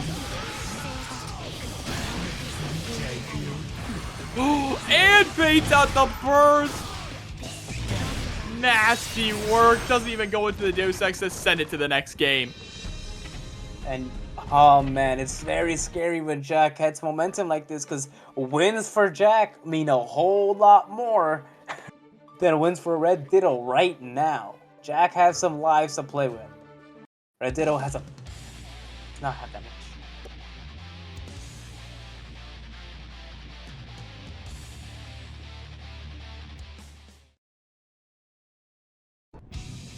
Duel 1. Now we gotta see, can RedDitto maintain? You can't let Jack get up 2-1. RedDitto starting off strong in pretty much every single round here so far.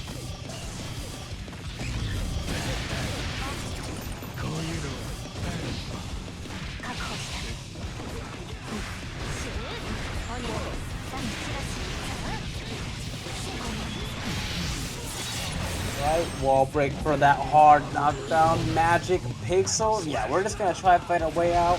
And if it doesn't work out, it doesn't work out. Oh, 6P get a whiff. Jack stagger pressure here with the gunshots. Couple of backdashes there from RedDitto, able to escape.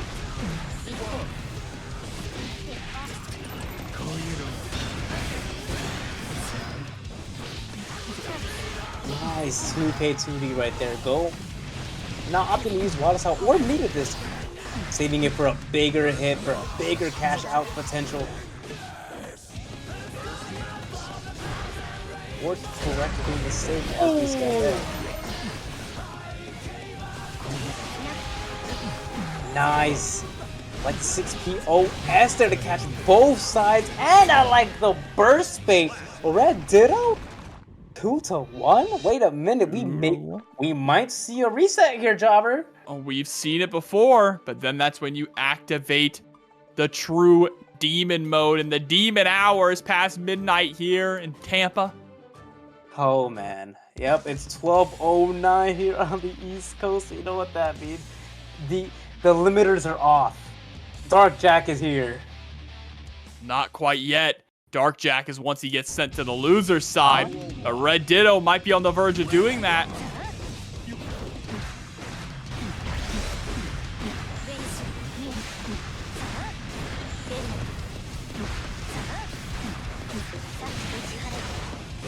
Nice on the overhead. They're forcing a burst out. Jack doesn't want to give RedDitto resources here.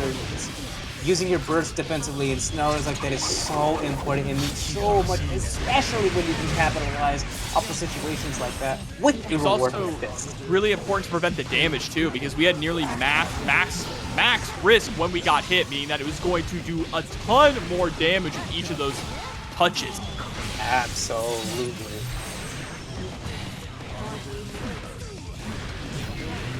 All right, YRC immediately dashes up into the 2S. Roll through is going to connect. Great throw tech there from RedDitto, but gets clipped by the 6S. Nowhere to run, nowhere to hide. YRC just trying to fight back. Running out of the corner and forcing Jack back through. What a good play there. Jack immediately bursting. Just to reload the bullets. And ends up losing the round. RedDitto on reset point. We might see it. We might see Dark Jack. Going for the wall break here. 5H to break the wall. 50% is gone. Uh-oh. Oh, you're dead. Yeah, Jobber, I think this is it. Motor bottle. Barely not enough. Jack maybe like a few seconds from getting burst. We have tension. There's maybe a potential. I think we're going to reset. I think we're going to reset. I don't think Jack makes his comeback. Jack is at the out of focus. And you gotta block all this. There's the burst. Down to the magic pixel. Avoids the sword. What do I know? What do I know, Gummy? What do I know? I'm just a stupid commentator. Jack's him. He's the Demon King. Oh, but like that, never count out Jack. The safe bet to put your money on. The magic pixel comebacks tonight have been plentiful, and I am thankful. I love seeing good plays like that. And Jack riding this wave. Just drowning RedDitto in a sea of offense. There's the counter hit. RC Deus Ex Machina. No burst for you.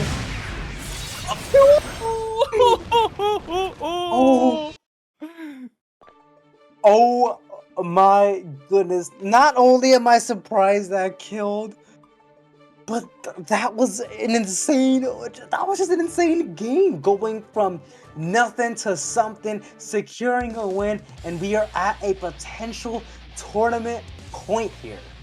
I'm not gonna lie, Gummy. That choking that round and not being able to take down Jack at a pixel, that's the kind of thing that eats away at you. Yes. And can ruin your mental for the rest of the set. And now Jack getting the first blood, I believe, for the first time in this set. I do think you are right on the first blood. And Jack, just pedal to the metal. We're not gonna stop. We haven't really been using tap dust, but now we are. Back into the Deus Ex Machina. Wall is broken. Hard knockdown, positive bonus. The Holy Trinity. Great protect. JH. RedDitto. Bringing the fight to Jack. Trying to go for the whip punish there. 6P is going to actually clash with the 5H. That is crazy. Like for a max charge. Record 3 said it was super there. I like the decision. Save your meter for offense here. Oh my god. Even after the YRC, Jack is being patient, but still gets tossed. Reset point once again for RedDitto. That JH hit from so far. Oh man, and the momentum RedDitto has right here. These throws are putting in a ton of work, and Jack says no more. Here's the hard knockdown. Can Jack do it again? Make this comeback? It's not gonna happen. Saves the burst for the next set. Okay. Well, Jobber, it's here. The ritual has been done. Like, it's been cast. It has. I think I'm saying the name Jack so much that my cat thinks I'm talking to him. Now he's in here yelling at me. Not you, Jack. I'm talking about Happy Chaos Jack. Oh. Okay, Grand Finals reset, you know. Coming down to this. Yeah, I almost expected it. You know, both these players are playing for a lot. Not only is this going to give them a huge ego boost going into the Arc World Tour Finals, but there's also that huge pop bonus that we keep mentioning. $452 go, or 50% of that goes to one of these two players. Let's see who's going to end up getting a trade right off the bat. 6P there from Jack. Gets the burst out of RedDitto early on.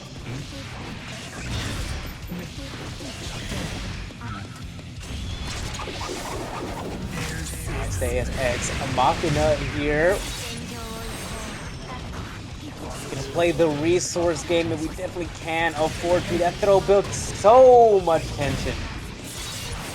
I'm gonna keep it short and lead first round there for Jack.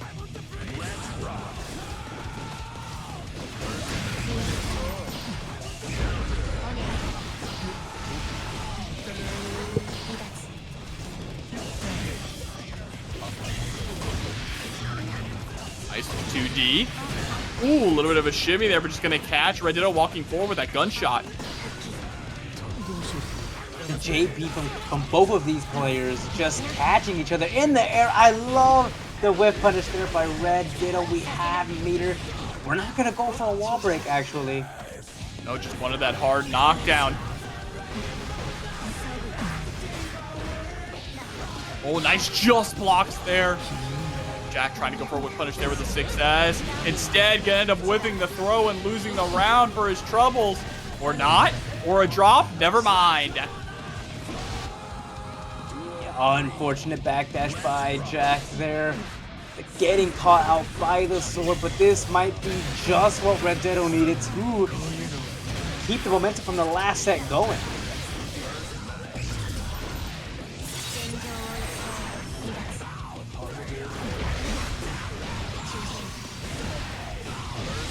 Pick up there with the PRC off the sword. His offense is scary, but we're jumping over the sword buttons here. I like this a lot. We're gonna go to Deus Ex Machina more. The wall break, positive bonus, that's nice enough. But more importantly, the bullet refill is what will let Jack run strong offense here, even when Curse is not applied.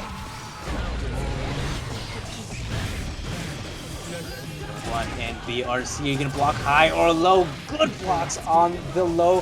One touch is all we need here. There it is. Jack takes the first game of the reset. It's real demon hours.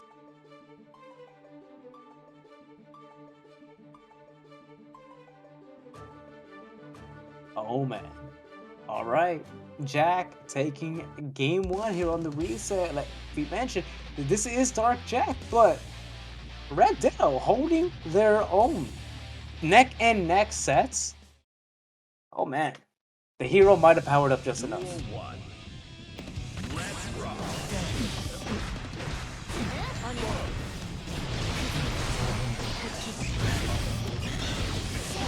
Oh, dash up, gets clipped by the 2K. RedDitto getting the early wall break.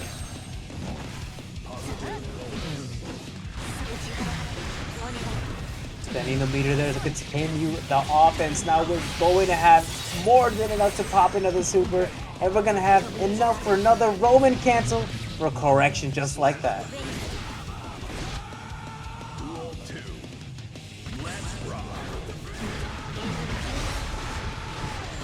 RedDitto spending the burst to be aggressive as well. Really trying to put Jack on the back foot here. Both swords are down, but that's a lot of damage thanks to that risk gauge nearly being maxed out.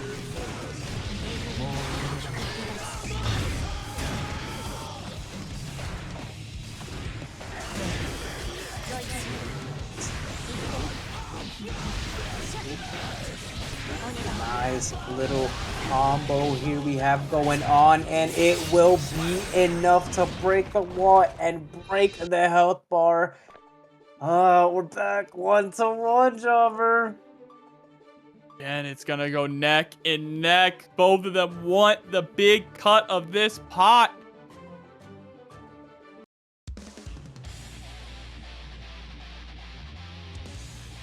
Nearly $500 in this match, Areno. That's gonna be some good travel money. Oh yeah.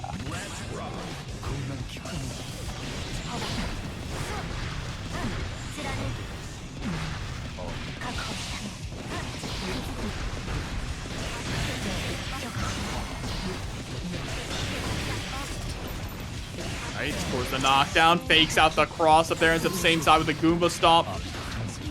It gets the throw out of focus here, but still keeping the pressure up.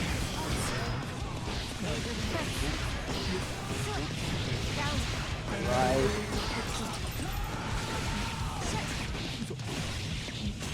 Nice right here. Oh, we're going into the big damage super. No way that Jack can live that. Not with the Guts Happy Chaos has. All right, the far slash able to connect. There's the 2D.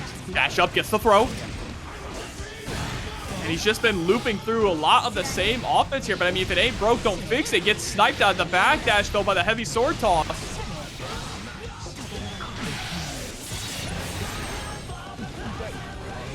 Right?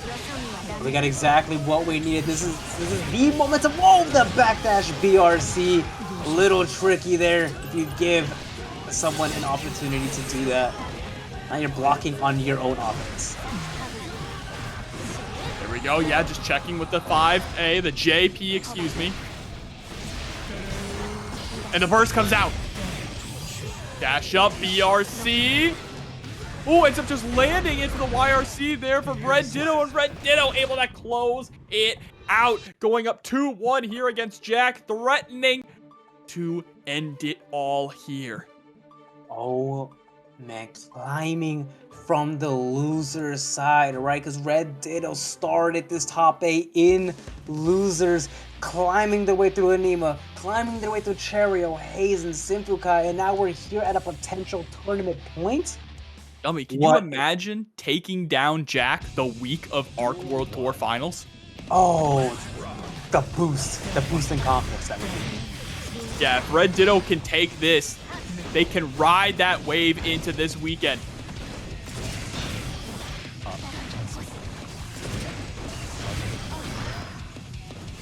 Protect versus already gone pretty early on.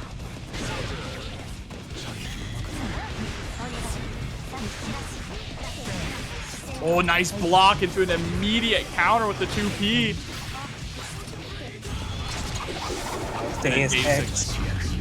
Still with 50 meter left over as well for the post wall break mix-up.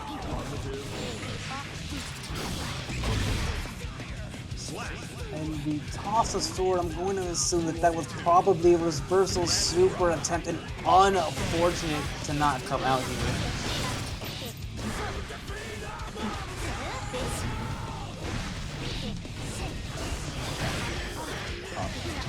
Okay, just a roll, one gunshot into the throw, baits out the gold burst. That's a huge win for Jack. YRC. Push you to the corner, into the corner as well with the flip. Massive opportunity. Jack trying to run out, but gets set right back in. Mortal counter with the 2D, spends the burst to stay alive. Going for a shimmy attempt there. Not working out. RedDitto will use it as a attempt to escape. And the cross. Tournament point now for RedDitto. All comes down to this. No burst in either player's quarter. RedDitto with the first blood. Already putting Jack up against the wall. Getting the pick up with the rock as well. Gonna get the wall break. Positive bonus. RedDitto can get the kill here before burst comes back. Yeah, with the damage output that Ramlethal has and the meter that we have as well, I think it will be in just like that. RedDitto coming back from loser side, takes it over Jack, 3-1 in a grand finals reset. GG's.